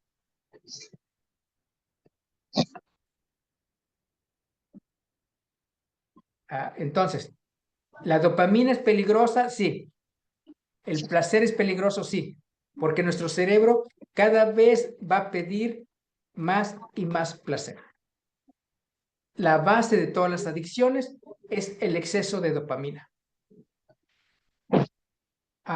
¿Te ha pasado, dice aquí, que mientras estás disfrutando de alguna actividad, por ejemplo, estás pintando o estás viendo en el parque jugar a tu niño, a tu niña, vas sintiendo como todas las sensaciones y emociones se vuelven cada vez más positivas? Gran parte de esa sensación de bienestar se lo debemos a la serotonina. Un poco más de la dopamina. El celular nos genera dopamina. A este grado que está en esta imagen aquí. Parece chiste, parece anécdota, pero es verdad. Dos personas abrazándose y cada quien con el celular. Es parecido a cuando estamos en la mesa comiendo, compartiendo los alimentos y todo el mundo está en su celular. A ese grado es la dopamina, es la adicción al teléfono. ¿Qué me da? Me da placer. Estar viendo el chisme, estar viendo lo que se dice, estar viendo muchas cosas ahí o muchos videos. Es la dopamina la que genera esa adicción celular, es la misma que genera la adicción al alcohol. Se considera la dopamina como el centro del placer, porque regula la motivación. No solo controla respuestas mentales y emocionales, sino también las reacciones motoras. La liberación de dopamina puede hacer que las personas se conviertan en adictos, ya que siempre están buscando el placer y llegar a niveles más altos. Les voy a comentar un ejemplo. Los jóvenes tal vez no sepan mucho de esto, pero una persona, que yo llegué a un lugar donde estaba esa persona con otra, dos mujeres, y una le estaba diciendo a la otra, ve a comprarme una coca. Y entonces yo le pregunté, ¿por qué tan temprano va a tomar coca?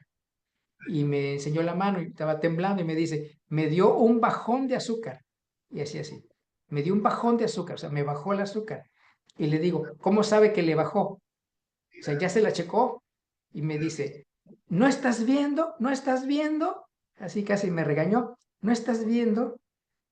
Y se me ocurrió decirle, chéquese la glucosa y si la tiene alta, si la tiene baja, le di un bajón, yo le pago 2 cocas. Pero si no, no se tome la coca.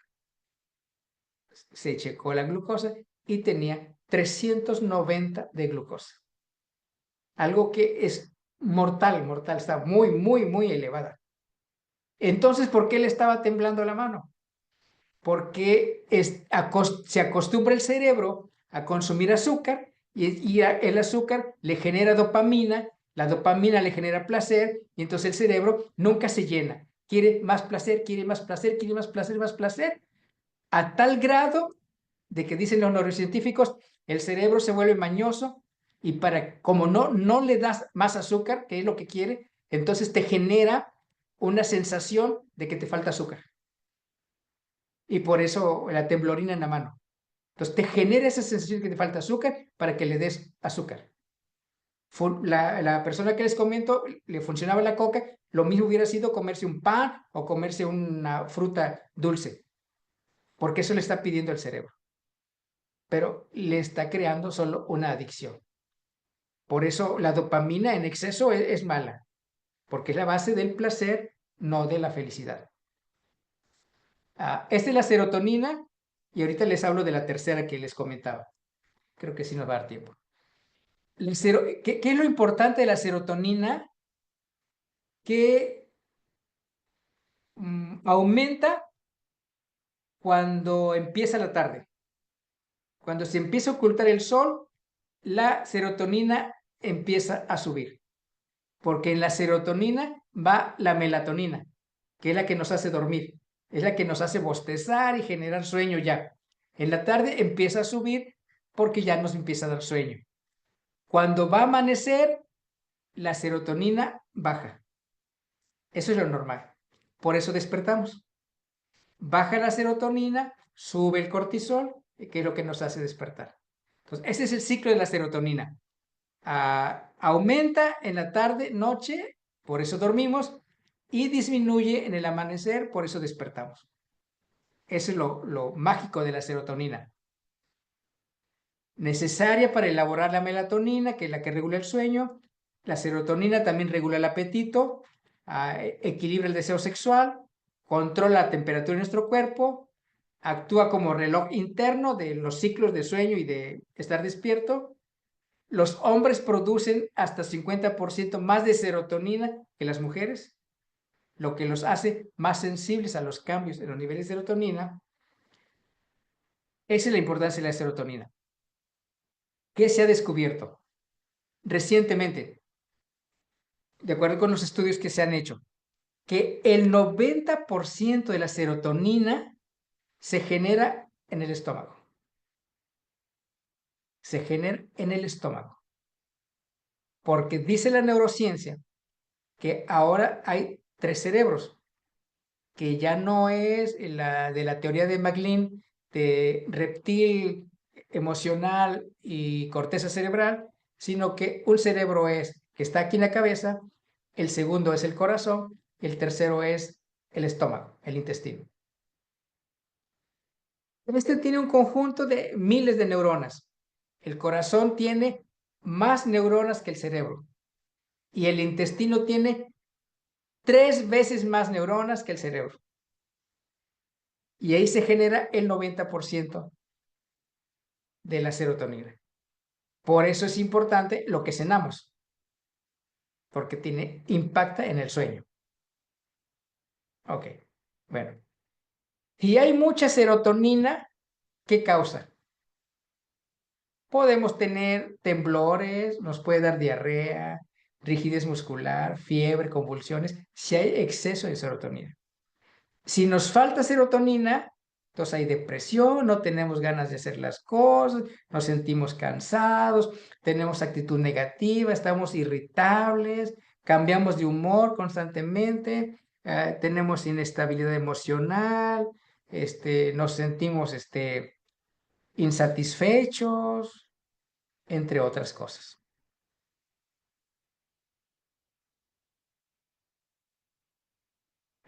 Pero darnos una idea nada más. Estas son lo que se llama vías dopaminérgicas, que son las vías por donde corre la dopamina, y estas son las vías por donde corre la serotonina. La dopamina corre, aquí está el cerebro emocional. Aquí está la amígdala cerebral, aquí está el hipocampo, aquí está la generación de emociones, y la dopamina se genera ahí en lo emocional y se va para el prefrontal, que es donde está la razón. Así corre la dopamina, así se generan las adicciones, se generan en lo emocional con la sensación de placer y después van a lo racional. Lo emocional domina lo racional, ya no pensamos, queremos la cocaína, queremos la Coca-Cola, queremos el azúcar, el pan, porque ya no lo racionalizamos, ya la dopamina domina todo eso. Y la serotonina recorre casi todo el cerebro, todo el cerebro. Aquí está. Se genera desde aquí abajo, desde el tubo neural y casi por todo el cerebro. Por eso la serotonina, cuando empieza a anochecer, la serotonina nos empieza a generar el descanso, el sueño, la tranquilidad, porque actúa casi en la mayor parte del cerebro. Lo último sobre estas dos cosas, la dopamina es el placer, la serotonina es la felicidad. La dopamina es adictiva. Más placer, más placer, más placer y nunca llenamos. Es a corto plazo. El placer siempre es así, es a corto plazo. Es visceral, se siente en todo el cuerpo. El placer lo siento en todo el cuerpo. Incita a tomar para quienes toman. Normalmente se experimenta solo, o sea, yo solito. Yo y mi placer. Hace que el cerebro diga, me siento bien, quiero más. Me siento bien, quiero más. Desencadena la adicción a cualquier cosa. La adicción al celular, la adicción a la comida, la adicción al cigarro, al alcohol, la adicción a comprarse más ropa, más ropa, más ropa, más ropa, aunque no la requiera. Así, la adicción a gastar, gastar, gastar, aunque no tengamos, cualquier tipo de adicción. La serotonina nos da felicidad, no es adictiva, es a largo plazo, se siente del cuello para arriba, incita a dar. La gente que participa como voluntario es porque tiene excelentes niveles de serotonina. Normalmente se comparte.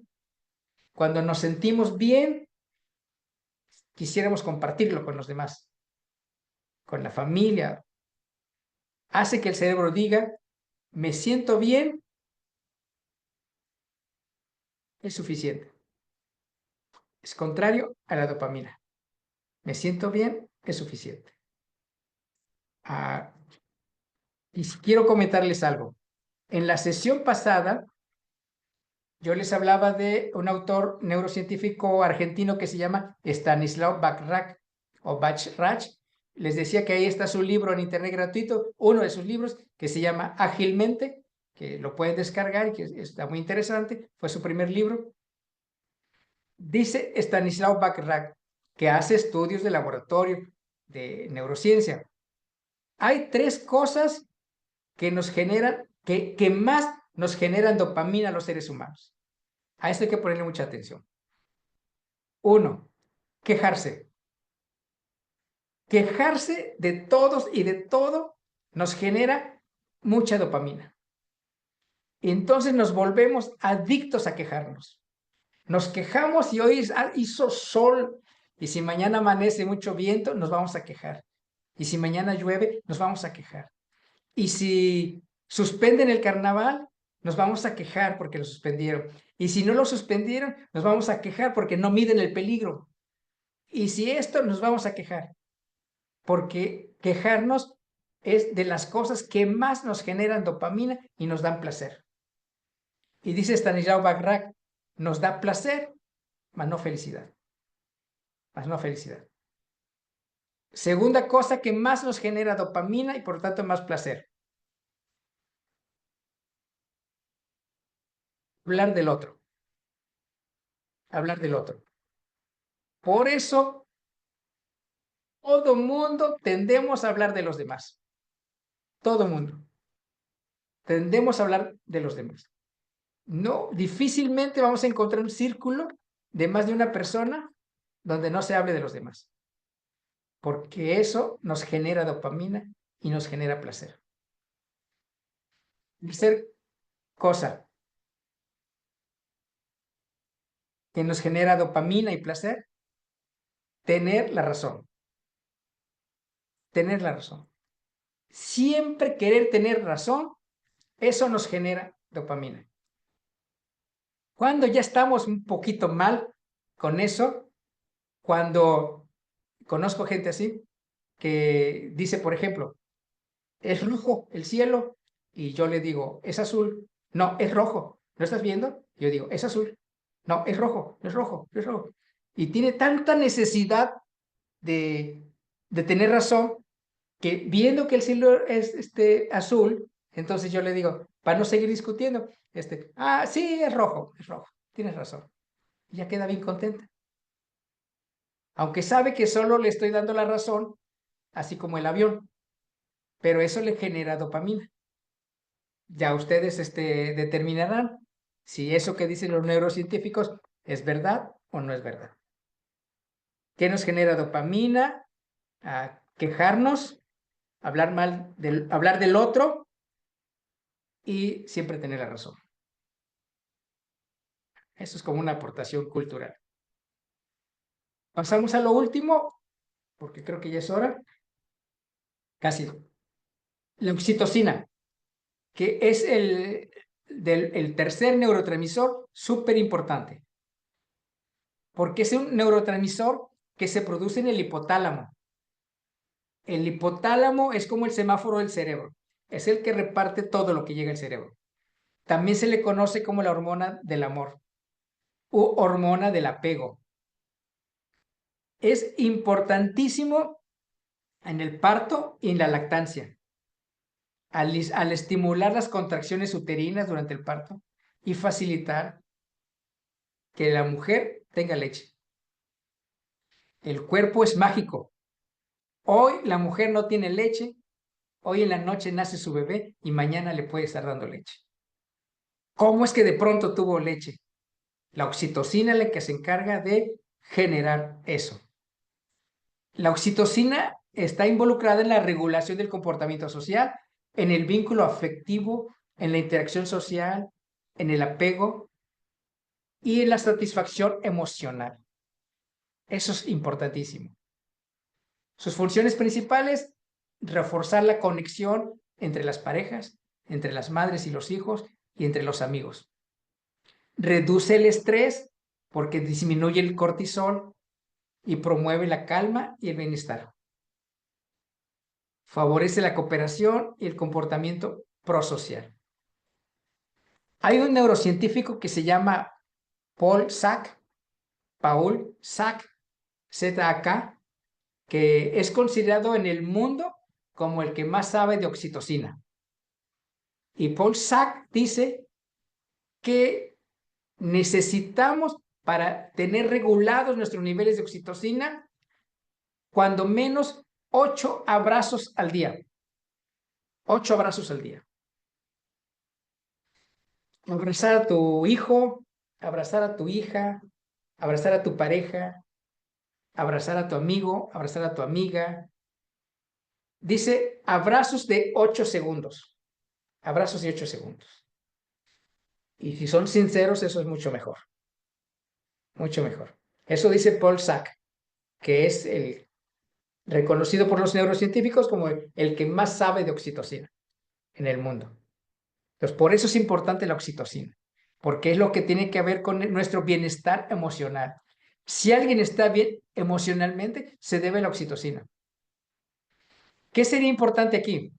Que nos diéramos a la tarea de buscar qué actividades y qué alimentos nos pueden generar dopamina de forma natural, serotonina de forma natural y oxitocina de manera natural, para poder comer eso o poder hacer esas actividades que nos den estas tres moléculas o neurotransmisores de forma natural. Desde mi muy particular punto de vista, la más importante, la oxitocina, porque es la el neurotransmisor o la molécula del bienestar emocional.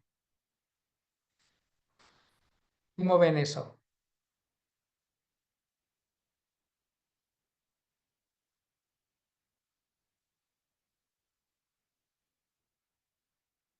Es interesante, maestro. ¿Le parece interesante? Oh, qué bueno que le parezca Pues que interesante. cada uno cumple su función. Así es, así es. Pero si se fijan, de la oxitocina casi no se habla, casi no lo escuchamos. Hablamos más de la dopamina, pero de la oxitocina no. Y eso es muy importante. Pues le digo que un ejercicio interesante sería como buscar qué actividades o qué alimentos podrían darnos buenos niveles de oxitocina, Ahora porque es imagínense, ¿Sí, maestra? perdón. Ahora Adelante. imagínense implementar ejercicios que trabajemos la oxitocina en el aula. O sea, cuántos talentos y potencialidades descubriríamos con los jóvenes, bueno, nosotros que trabajamos con los normalistas y ellos a su vez con los niños. Imagínense de la edad infantil trabajar la oxitocina, tanto en alimentación como en estrategias didácticas en el aula, estrategias, ¿no? Entonces, debería ser, fuera algo muy potencial desarrollar estas actividades y de verdad los aprendizajes fueran mucho mayores, ¿no? Hoy en día, no descartando todo lo que, pues, esta movilidad que tenemos en nuestros saberes y todos los medios o redes que hablaba hace un rato sobre la plasticidad cerebral, ¿no? Cómo vamos reconstruyendo y vamos aprendiendo y reaprendiendo.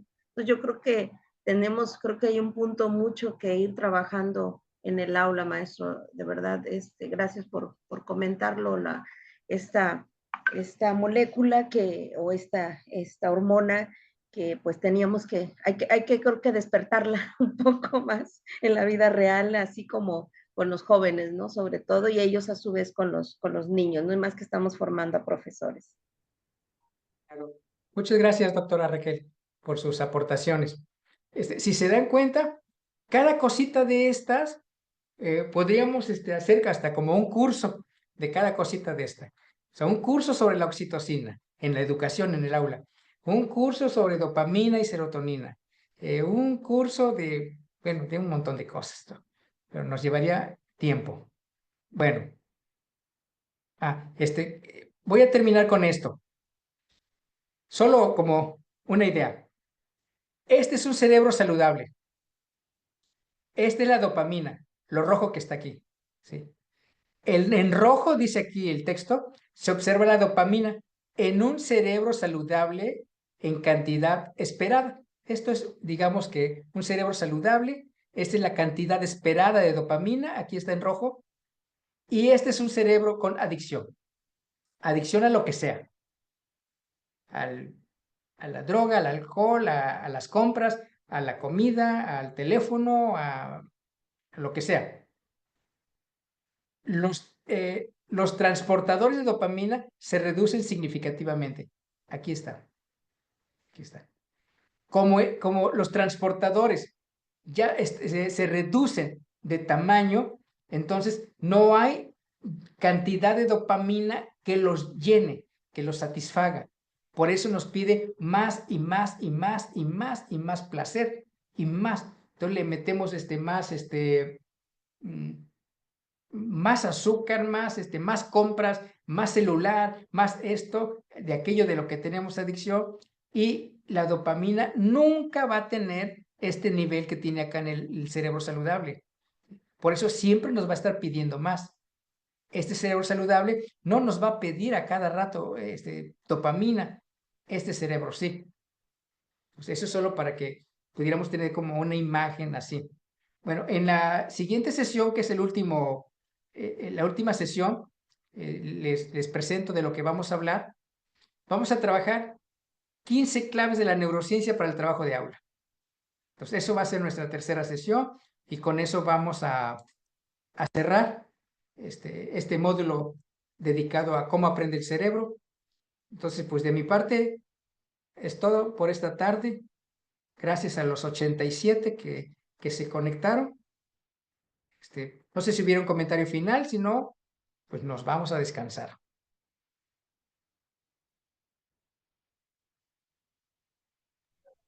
En lo personal, pues me parece interesante todos los temas que usted estuvo hablando, desde los aprendizajes, la estimulación cognitiva, como también de los 4 pilares del aprendizaje, la dopamina, serotonina y oxitocina. Datos relevantes que usted dio que no conocía en lo personal yo, como los 3 de la dopamina, de quejarse todo de todo, hablar, hablar de los demás y tener la razón. Pues creo que me pareció interesante todos esos puntos que, como le comento, pues no sabía, y también incluido pues algunas actividades dentro del aula que podríamos hacer junto con los alumnos. Muchas gracias, maestra América Castellín. Bueno, si no hay otro comentario, Yo, profe. maestra Raquel del Pilar. Ok, adelante, maestra. Profe, bueno, muy interesante todo lo que nos ha mencionado. Gracias. Y me gustaría también comentar, profe, que no solamente lo dejemos como algo, como muy comúnmente lo hacemos de que hay las emociones y qué padre las emociones, que la empatía, que esto, que el otro, sino como que es algo real, algo del cerebro, algo que nos ayuda sumamente a aprender. Todos los días experimentamos una emoción, ya sea enojo, ya sea felicidad, ya sea esto. Aprendemos también, como usted mencionaba, por medio de las emociones y el impacto que tienen en el aula para con los niños, sobre todo, nosotros como maestros, es eh, no sé cómo explicarlo, pero realmente nos ayudan a aprender, nos ayudan a enseñar, nos ayudan a aprender de los alumnos y a enseñarles también. También por ahí decíamos de las neuronas espejo, igual pasa lo mismo.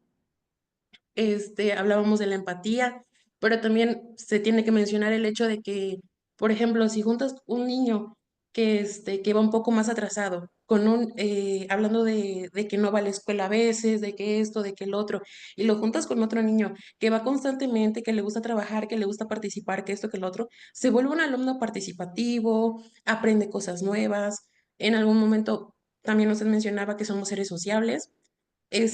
Bueno, es parte de, me imagino. Y entonces es parte de un todo, ¿no? Las neuronas espejo y lo que son las emociones, yo creo que son algo que no debemos dejar a un lado y dejarlo como segundo plano, sino como algo esencial para enseñar y para aprender. Muchas gracias, maestra, por sus aportaciones. Sí, yo creo que un taller, yo creo que sería muy interesante, ¿no? Un taller. Que ojalá algún día la maestra, la doctora Raquel, lo dé. Ojalá algún día lo dé. Sí. Ok. Bueno, pues de mi parte es todo. Muchas gracias por haber dedicado esta tarde para estar aquí todos juntos. Gracias a la maestra Dulce, que incapacitada y todo, pero aquí estuvo presente con nosotros. Muchas gracias, maestra Dulce. Gracias, maestro. Gracias, Sí. aquí estamos. Sí, qué bueno, maestra. Bueno, gracias a la maestra Dania, que también estuvo aquí con nosotros, la maestra Marita, la maestra Xochitl, la maestra Ruth y maestra Raquel, y de maestros creo que nada más. Y pues gracias a todos ustedes. Que tengan una tarde bonita, cuídense mucho y que Dios los cuide y los proteja, que mucho necesitamos. ¿Sale? Gracias, profe, Gracias. igualmente. Gracias, maestro. Hasta Hasta luego, luego, profe. gracias. Gracias, profe, igualmente. Sí, Buenas maestra, noches a gracias. todos. Gracias. Hasta luego.